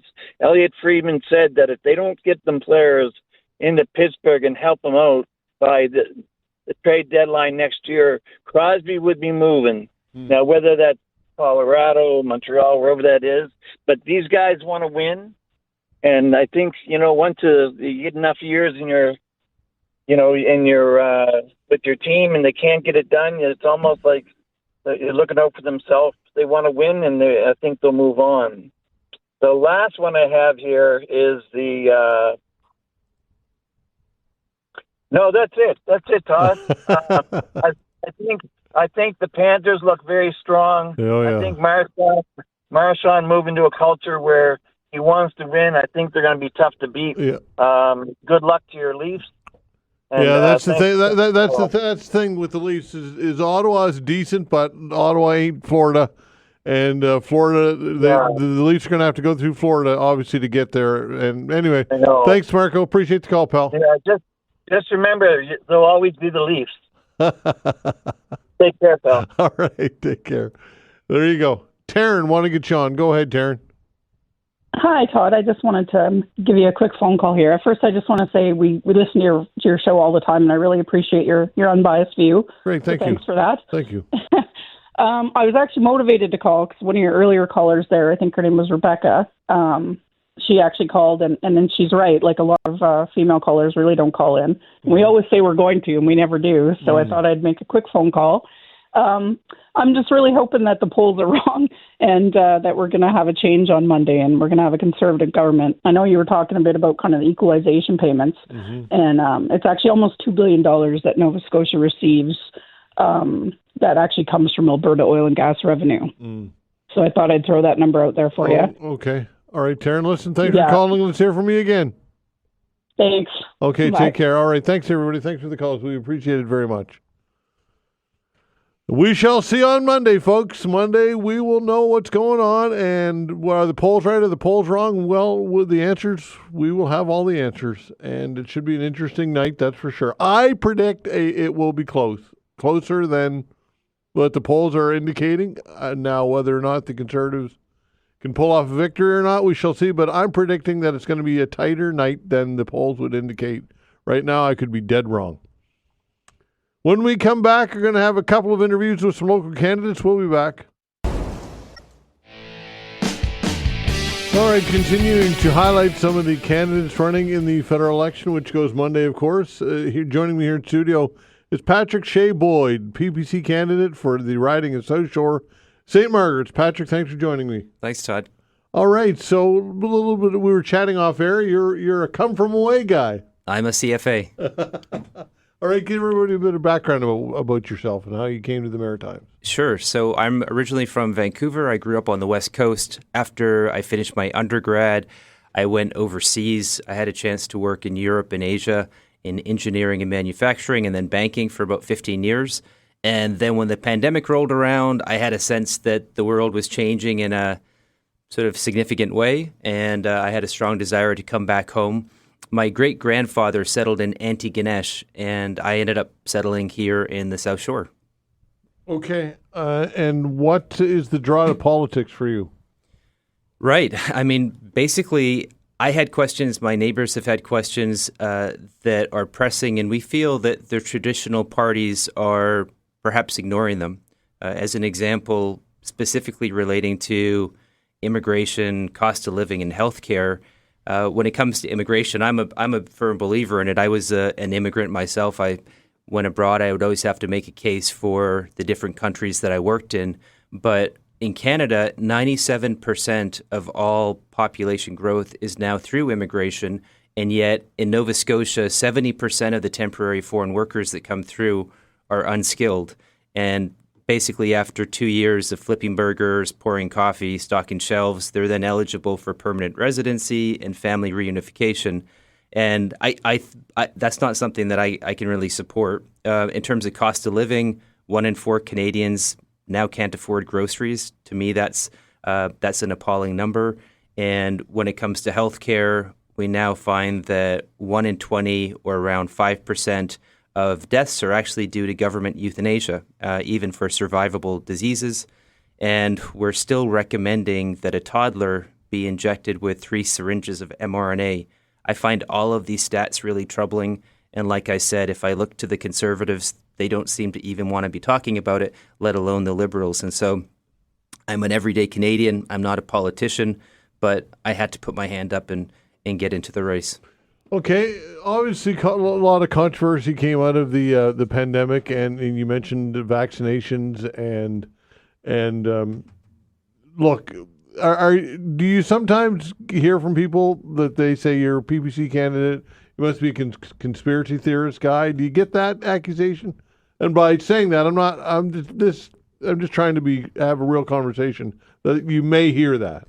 Of course, we do hear that. I think less and less so in regards to mRNA, and that's thanks in part to the fact that there are a number of states in the U.S. that are now looking to drop legislation against it. But there's also there are a number of peer-reviewed studies that have been coming out, and one of them, for example, at least went for peer review, and that showed that number one, there could be upwards of a 37% decrease in life expectancy for those that are vaccinated.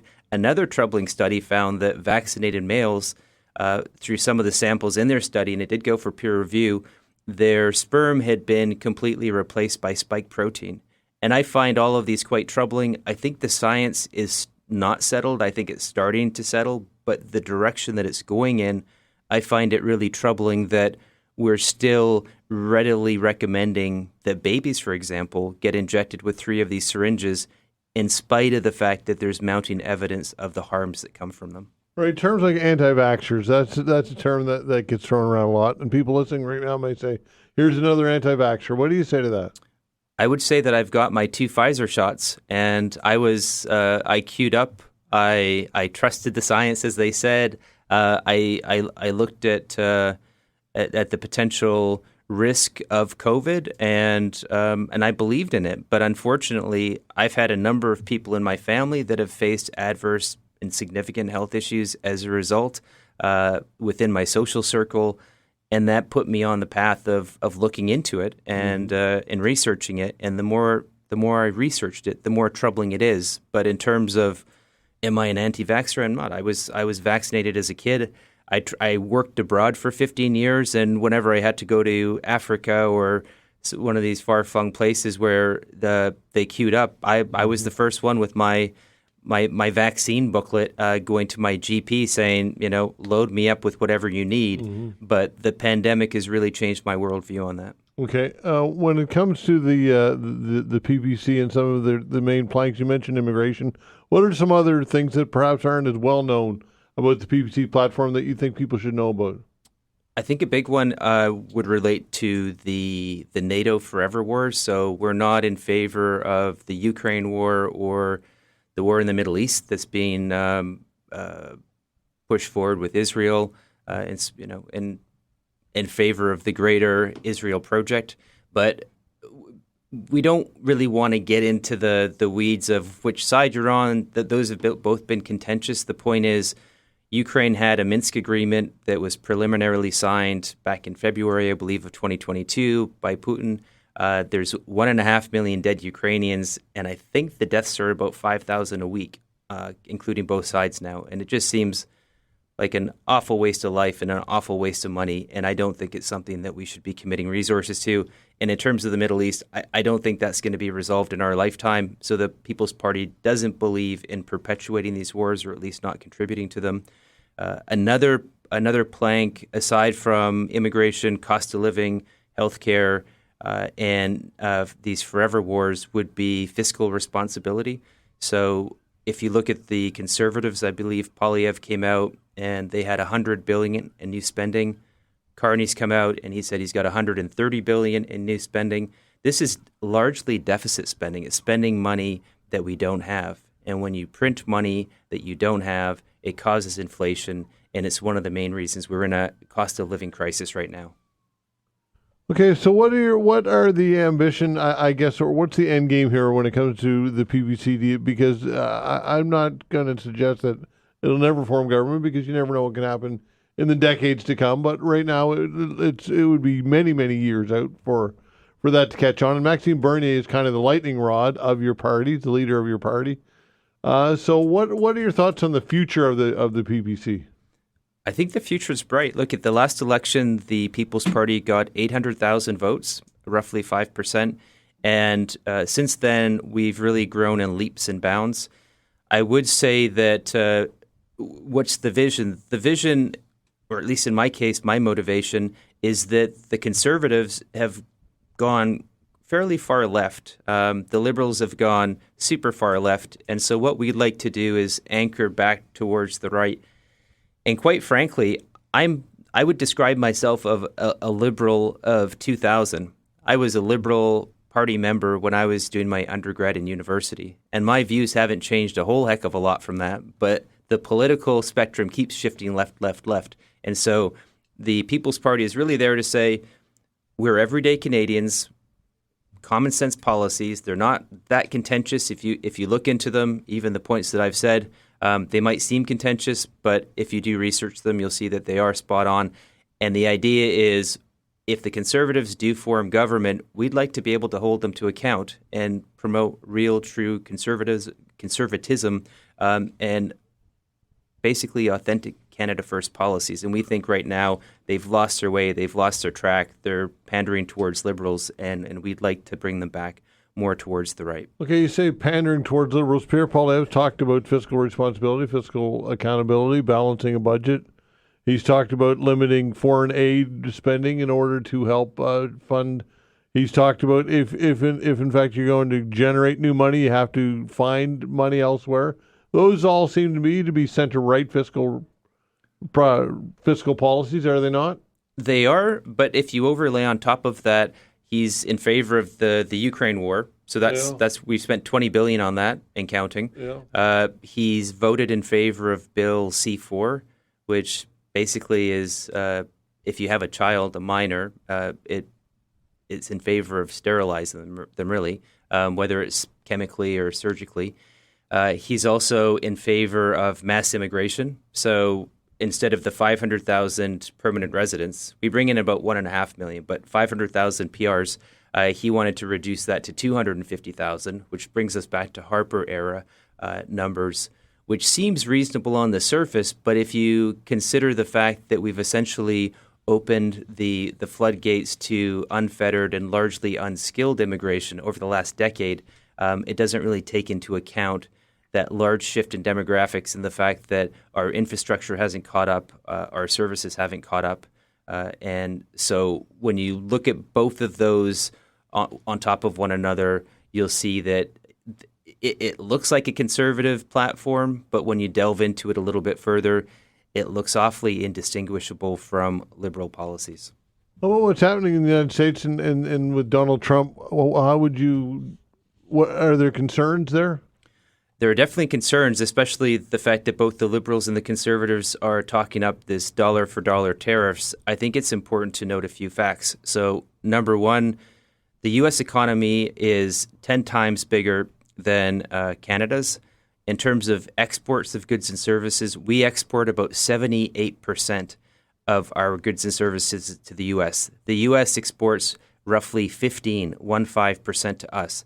So the idea that we would win in a tariff war with the U.S. is ridiculous, it's laughable, and arguably it's a deflection from the fact that the standard of living has dropped so significantly in Canada. Globalist parties want to be able to pin that on something, and In this case, they're trying to pin it on the bad orange man who's been in office for about 3 or 4 months, and not the decade of globalist managed decline that we've lived through. Okay, Patrick, if people want to know more about you, can they check out online? Yes, they can go to thepeoplesparty.ca. We have our platform listed out there. And thanks very much for having me on. I really appreciate it. Indeed. Patrick, thanks for coming in, and we appreciate your time. Patrick Shea Boyd, PPC candidate for South Shore St. Margaret's. We'll be back.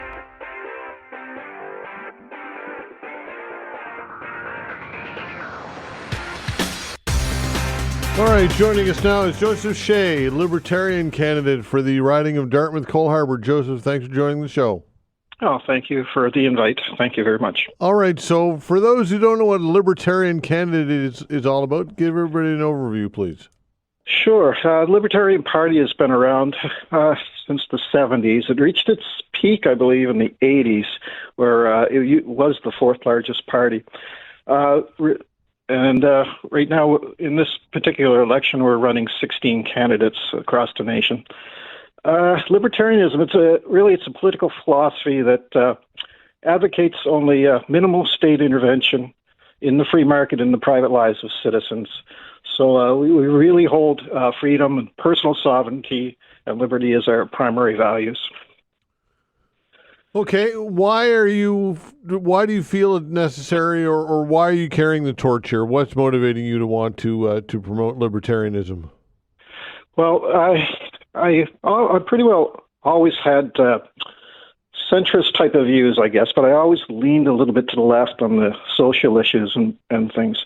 I decided to join the Libertarian Party of Canada well over a year ago, and during that time, I believe I filled out a little thing saying, "Yeah, I wouldn't mind helping out and everything, and if somebody wants to run, I'm more than happy to help them in their run for the thing." But I received a phone call from the leader right once the writ was dropped from Jacques Boudreau, and he said, "Do you mind running?" And I said, "I guess you couldn't find anybody else." So I decided to step up, and because I really believe that the philosophy and everything is really important, especially with this election. So, why so? Especially with this election, why does this election make it more impactful or more necessary? Well, there's lots of I've noticed increasing, especially in the past couple of decades, the increase of the state and the private lives of our citizens. I really am a strong believer in freedom. I was served in the military for 23 and a half years, retired, and I always promoted, for freedom and making sure that we can live the lives that we so choose. Okay, so when it comes to you getting your message out, are you knocking on doors, canvassing doors? How are you getting your message out? Right now, it's because the Libertarian Party doesn't really have funds. They didn't do anything. We don't really have any donorship and anything. And because I'm a retiree, funds are really, really short. So we're not doing anything that requires anything that involves money. So I've been involved in the forums that have been held around Dartmouth. And this invite here that you've given me to is another way that I've decided to express the libertarian views. Okay, outside of the Libertarian Party, do you have a preference? Preference for some other party to win, like if in fact it's not really. I was talking with one of the people at one of the forums after the forum was done, and I was so disenfranchised with the way the whole political outlook was viewed me. And if I didn't run, I don't think I would have voted in this federal election. I'm over 60 years old. I've never missed a federal election, but I didn't like the directions anybody was taking. So that's why I wanted to stand up and give people the option and the choice. Right now, the libertarianism, it's more of a centrist view with, and there's left-leaning and there's right-leaning type of people within the party. But it's, away from. It's actually the opposite of statism. So we don't like any government intervention. So we're looking for more freedom, getting away from the authoritarianism. So there is a role that government will play, though, in people's lives. Even libertarians believe there's some role that government needs to play. Correct? Oh, that's true. Yeah, we're looking at minimal government, but what we believe in is the only role that the federal government has is in the court system to handle any grievances or injustice against individuals, the police to protect its citizenry, and the military to secure the borders. Everything else should be brought down to lower levels, like to the provincial and municipal levels, and just because it's going to get rid of a lot of duplication of services and monies towards that, and really it's, any federal laws or anything that came up may not affect the majority of Canadians, so just keep it local, bring it down to where it's needed. So. Okay, Joseph, thanks for doing this. Good luck on Monday. Okay, that's great. Thank you very much. All right, take care. Joseph Shea, Libertarian Candidate for the riding of Dartmouth Cole Harbour. When we come back, chat with weekend weather specialist Allister Aalders. We'll talk sports with Cecil and also talk to Kelsey Green, co-founder of Complex Trauma Canada, about it being Parental Alienation Day. We'll get to all that. We'll be back. All right, joining us to tee up our weekend weather, Allister Aalders, our weather specialist. Allister, thanks for joining us. Thanks for having me. Happy Friday. Happy Friday indeed. So, what can we expect for weather this weekend? Always, everybody loves the weekend, right?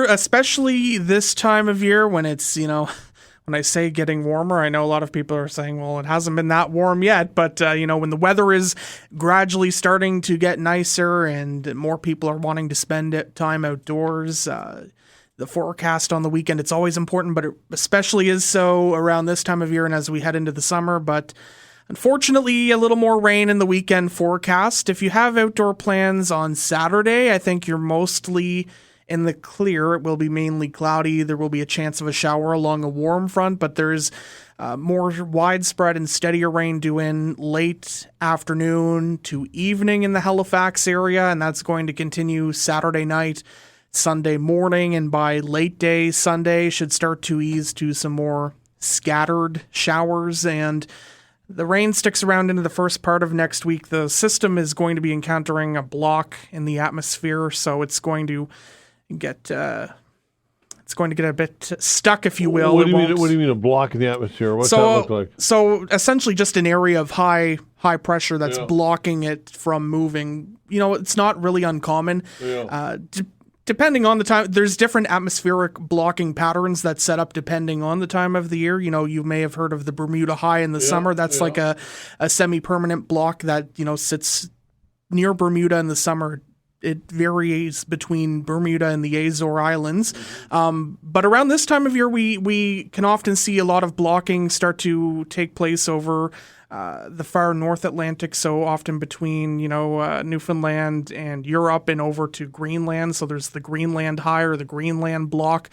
And because weather systems generally travel west to east, when they encounter that block, they essentially either get stuck there because they have nowhere to go, or it really slows the progression of these systems. So we're not going to see a multi-day blocking event like we have in past spring seasons where we have days of really dull, cool, damp weather, but the system is going to really be slowed down by the blocking that will be over the Atlantic and over near Newfoundland and Labrador, and it's going to just slow the system down, holding it into Monday, so some lingering showers Monday, and then it should finally start to clear out as we go later Monday and into Tuesday with some opportunities for nicer weather to return then. But overall, it's looking like this unsettled pattern, which I know it hasn't been, day after day of rain, but, you get a fair day or two and then it rains again. You get a fair day or two and then it rains again. That seems to be the theme we've had for the last little bit, and it looks like that will be continuing into the end of the month and to start May, although some opportunities for at least some warmer weather to return next week. Yeah, you get into May, and then you can start to see days of the 20-degree variety, right? May is really, in April, depending on the pattern, we can get some really nice days, but it's usually May that we really start to see those those days where we get those high teen temperatures, and like you mentioned, we start to creep into the low 20s depending on where you are and what way the wind is blowing that day. Because, you know, for example, yesterday it was only 10 or 11 at the airport, and in the city it was 13, 14, and now today the city and the coast will only be 9 or 10, and inland it's expected to get up to, you know, closer to 13. So the wind direction is also very crucial in terms of getting some warmer temperatures, and we want more certainly of a southerly flow to bring in that warmer weather. And we've been this month dealing with more of a certainly a west and northwest flow. It has been, you know, we will next week, probably next Friday when we chat, we'll maybe tally up the numbers for the month. But, you know, certainly temperatures have been, you know, near and even a bit below where we should be for this time of year. Okay, so Monday's Election Day. A quick tee up for Election Day. Yeah, so Monday, it looks like there will still be some lingering rain showers, a mainly cloudy day, but certainly a lingering chance of showers, especially the first half of the day. And 9 degrees, which is, you know, a couple of degrees below average, not, you know, an overly cool day, but certainly you want to bring the umbrella out if you're heading out to vote on Monday if you haven't already. So at least not a widespread soaking to maybe prevent people from going out, but certainly some shower chances look to stick around on Monday. Okay, Alister, thanks for coming in, my friend. Always appreciate it. Thank you. Have a good weekend. You got it. That's Alister Aalders, our weather specialist. When we come back, we're going to talk sports, but first we'll talk about Parental Alienation Day. We'll be back.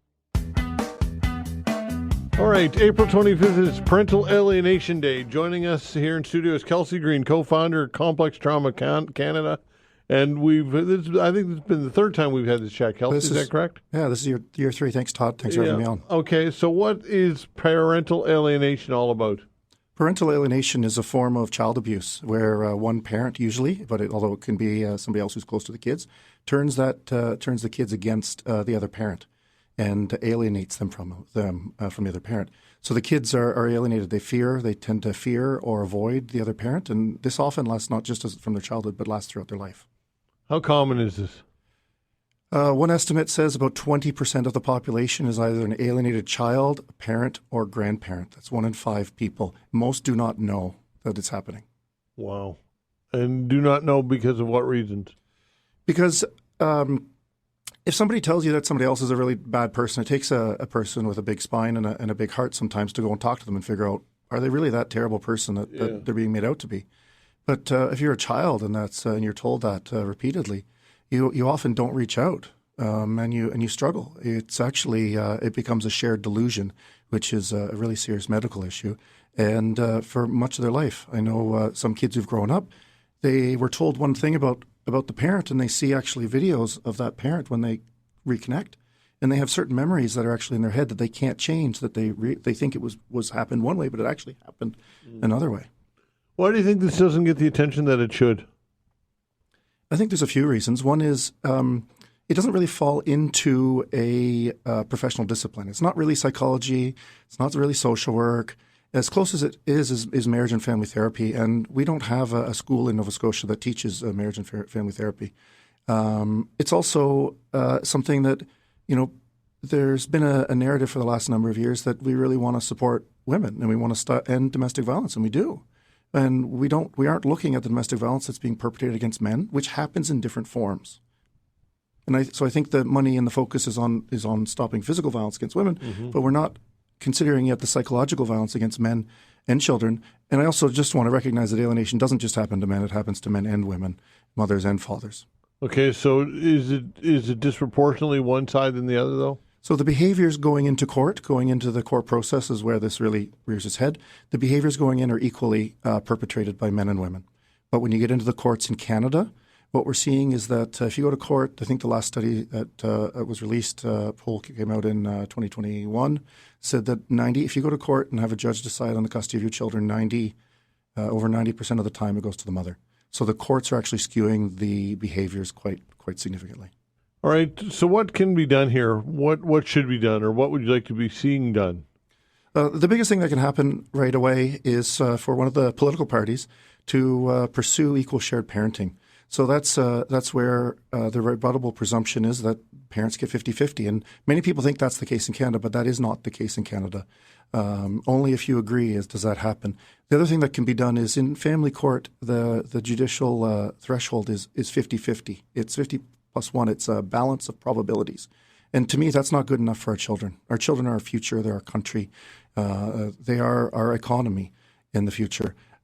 So I think we also need to raise that from a balance of probabilities to a preponderance of evidence so that it's a higher threshold to say, look, this parent isn't good for the kid. Because those kids have attachments. They love both parents. They're going to want to love both parents for the rest of their lives. And they're going to also realize that if one parent is bad, that means half of that kid is bad. And we deserve better for our children. Okay, so for people listening right now who feel that they may be involved in this or they in some way impacted by this, what are some sure signs that it's happening? Okay, sure signs are the kids will often start to speak up and they'll say things like, oh, I'm scared to be around you, or I don't want to be around you, or my other parent says I don't have to be around you if I don't want to. Usually there's a real reluctance, and right now there's two different tactics. When fathers are doing it, they usually hear that the mother's crazy, that she's an alcoholic, that she's a druggie, and the kids are repeating these statements often at very young ages and saying words and terminology that's well beyond their ages. Like there's I know of one case where a kid was about 8 years old saying, "I'm going to be emancipated, so you're no longer my parent." And an 8-year-old doesn't really know what emancipation is or how that works. So you're starting to see this over-empowerment of the child. Well, I get to decide what I do and when I do it and when I see my parents. I think it's hard for a lot of people to imagine like a 6-year-old kid being told, you get to decide when you see your parent. Mm-hmm. It's up to you. Like the pressure that puts on a kid is tremendous. And then it starts to leak over into everything they do. You start to see it as a parent is maybe not invited to some of the children's activities. Maybe the school is told something and starts to close that parent out of the child's life. If you live in a community and you know your neighbors, you're going to see things happen. And often the alienating behaviors start well before a separation or a divorce. Okay, there's so much here to unpackage, and we're tight on time. Where are some direct people where they can go to find out more information about all this online, if you will, please? So there's a ton of resources online for parental alienation. There's a ton of work on social media from different organizations.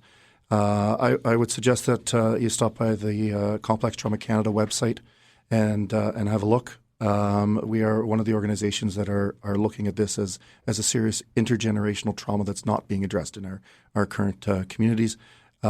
Social media has a ton of information. And if you go to YouTube, you can type in parental alienation. You'll get millions of hits, and you'll be able to hear directly from the experts who are doing this. The real challenge is that the social media is allowing direct to the families this information to be transmitted. But the experts and the professionals are refusing to listen to other professionals who are posting things on YouTube. They're not getting the knowledge. They're not getting that. So it's really looking at a community-based. Okay, Complex Trauma Canada is a good place to start, and Google your name as well. Please do. Yep. Okay, Kelsey, appreciate you coming in. Thanks for bringing this up, and we'll do it again. Thank you, Todd. Okay, that's great stuff. Kelsey Green, co-founder, Complex Trauma Canada, and lots of good information there. All right, let's talk sports with Cecil Wright. Cecil Wright, hello. What's up? Not much, man. How about those Leafs? Hey, is Ottawa playing them tough though, or what? Huh? Yeah, they are. They're playing them tough, but that just speaks to the depth of the Leafs, in my opinion. Oh my God! Come on now, it does it not? So they've escaped Boston, and now they're getting taken to the brink in each game by Ottawa, and you're bragging because they're beating Ottawa. Think about that for a minute. Take them to the brink. They beat them 6-2 in the first game. I don't think that's taking them to the brink. Yeah, then there was 2 overtime games. Come on. Well, I guess. Look, yeah, Ottawa's a good team, not a bad team at all, and they've got a good captain and some good goaltending, and they're pretty tough. But I think you would agree, or I shouldn't say I think you would agree. I would hope you would agree that the Leafs look a little different this year with their goaltending first and foremost. That guy's a stud, right? I can't wait till you guys lose. You're going to call in sick on that Friday so you don't have to talk to me. You don't think Stolarz is a good goalie? Oh, he's an excellent goalie. Listen, I told you earlier in the season I give Toronto some credit, and if they didn't have to face Boston in the playoffs, they'd have a shot at advancing, and that's what they'll do. They'll advance probably against Ottawa, and then I suspect they'll get taken out probably by Florida or Carolina, one of those two. Wow. Giving no love to the Leafs at all, eh? Well, I'm just trying to be honest with you. What do you want me to do? You want me to lie and say, "Oh yeah, I think the Leafs are going to win it all"? No, that's a lie. No, but look, let's match them up. They've got Nylander, they've got Tavares, they've got Nyes, they've got Matthews, they got a lot of depth. Didn't they have all those guys last year? Yeah, but with more experience this year. Mitch Marner is playing very well, and their defense is solid with Riley kind of quarterbacking things. No matter what I say to you, you're not going to agree, right? That's just the bottom line. You're leaving out the most dependable defenseman you have, and that's Brandon Carlo. You remember him from the Boston Bruins? There you go. We traded to you. And what about try to help you guys out a little bit? And what about Craig Berube? He's a tough-nosed coach. I think that helps. Listen, I always loved Berube's playing style when he was a player. Yeah. He tough as nails, go into that corner like a cannonball. Didn't care who was in there. It could have been Wayne Gretzky or it could have been Zdeno Chara. He's going in the same way, and I always appreciated that. So I can see a little bit of that style rubbing off with his leaves. But like I said, we'll see how they do down the road. Okay, what's going on with the Edmonton Oilers? I rarely get to see Edmonton, because of the fact that they're on the wrong coast. Yeah. And I'm always taking heat by this Nora because I never mentioned Edmonton. But, you can't mention a team that you rarely see play. And I think that they have depended so much on McDavid and Draisaitl, all that. The other guys have to step it up, and I don't know that they're capable of doing what needs to be done. And Skinner, let's face it, he's a bit of a liability in the net. Yeah. They're in trouble. How about Winnipeg? What are your thoughts on the Jets? A little surprised at that series, but there's still a lot of game to go. If I was a betting man, I'd put my money on Winnipeg still. Yeah, for sure. St. Louis not a bad team though. No, and they're coached by the guy that the Bruins let go, Jim Montgomery, who I think that really is indicative of the Boston front office. You let a guy go who has never done or never really had a bad season as a professional coach in his life. I don't know what the expectations were in Boston, but they made a mistake letting him go. Can Montreal pull out and somehow get back in the series? No, it's over. Too young. Yeah. Too young. But I'll tell you what, I like what I see from those guys. Next year or the year after, they'll take a step forward like Toronto did this year and win a playoff series. And, a lot of people think, well, if you don't go all the way, it doesn't mean anything. But I disagree. For a young team to make the playoffs is an accomplishment. To win a playoff series, that's a huge accomplishment. And that's what Montreal's got to do for their next step. And Florida over Tampa Bay, they're up that series. You think Brad Marchand, Florida wins that one? Oh yeah, I think so. I think Florida. They're defending champions, and you got to go through them to win the cup. And if they get Kachuk back, I'm telling you, him and Marchand, they're going to create some problems for whoever they play. So, Leaf Nation, calm down. Is that what you're saying? Of course, that's what I'm saying. Step back and take a deep breath, people. Wow, no love at all. No love at all. Come on now.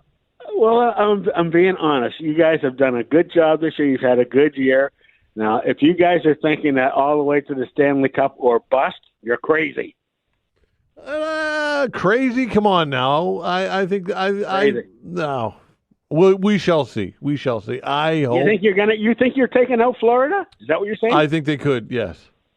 Mm-hmm. Okay. Well, we'll have to make a little wager on that. A little luncheon wager, maybe.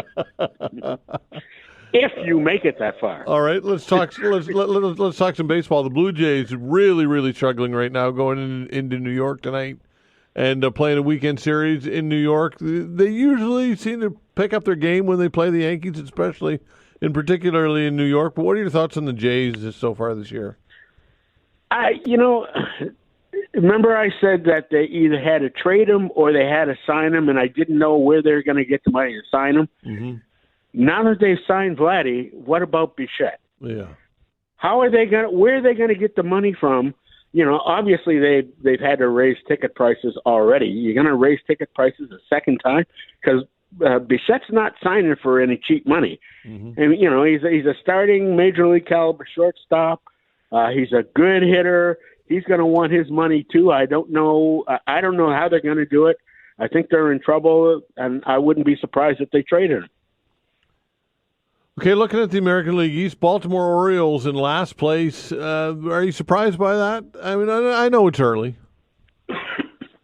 It is early, but, you know, somebody has to be in last place right now. And, you know, I mean, it's too early to really judge who's going to make the playoffs yet. I mean, you got to talk to me in June or early July when it comes to, like, the Canada Day weekend to see what's happening then. Then I'll have a better handle on it. But right now, I think the fact that the Yankees are leading the division without Garrett Cole, that's pretty indicative of the team they have. Yeah. That's a big play. Yeah, for sure. The PWHL is expanding to Vancouver. I've often said I'd love to see a team in Halifax. That'd be fantastic, wouldn't it? I think so. And, you know, I wouldn't be surprised to see sellouts every time there was a home game in Halifax, too. That's how supportive the Halifax hockey fans are of the sport. Remember when the Canadian and U.S. women played here, for crying out loud? It was as packed as it ever has been. And I think that's a strong indicator that Halifax would support a franchise. Indeed. All right. Anything we're missing? Anything local that you want to get to? I want to tell you that I attended a couple of the Halifax Hoopers games, and I was pleasantly surprised at the caliber of play. Those guys can play. You got to get down and check it out. Okay, great stuff. Cecil, always great. Thanks, my friend. Nice talking to you. Okay, take care, pal. Cecil Wright, our sports guru, who gives the Leafs no chance of winning the Stanley Cup. Oh my gosh! If the Leafs can even get by and get by Florida, my oh my, that would be a joyous segment we'll have with Cecil Wright. I have to bring him in the studio if that happens, but he probably wouldn't dare show his face if that were the case. But the Leafs look a little different this year. I know, folks. I know. Don't plan the Stanley Cup parade yet. I get it, but Stolarz is looking great in net, and the depth and the way they're coached and the way they're getting wins in years past they didn't get, like overtime wins against Ottawa. These are indications to me that things could be different, but look, I get it. A lot can change. Thanks to Vanessa Van Ness on the other side of the glass. The control board's doing a fine job as always. Thanks for listening, everybody. We appreciate it very much. Monday, Election Day. We're back. 10 o'clock. See you then.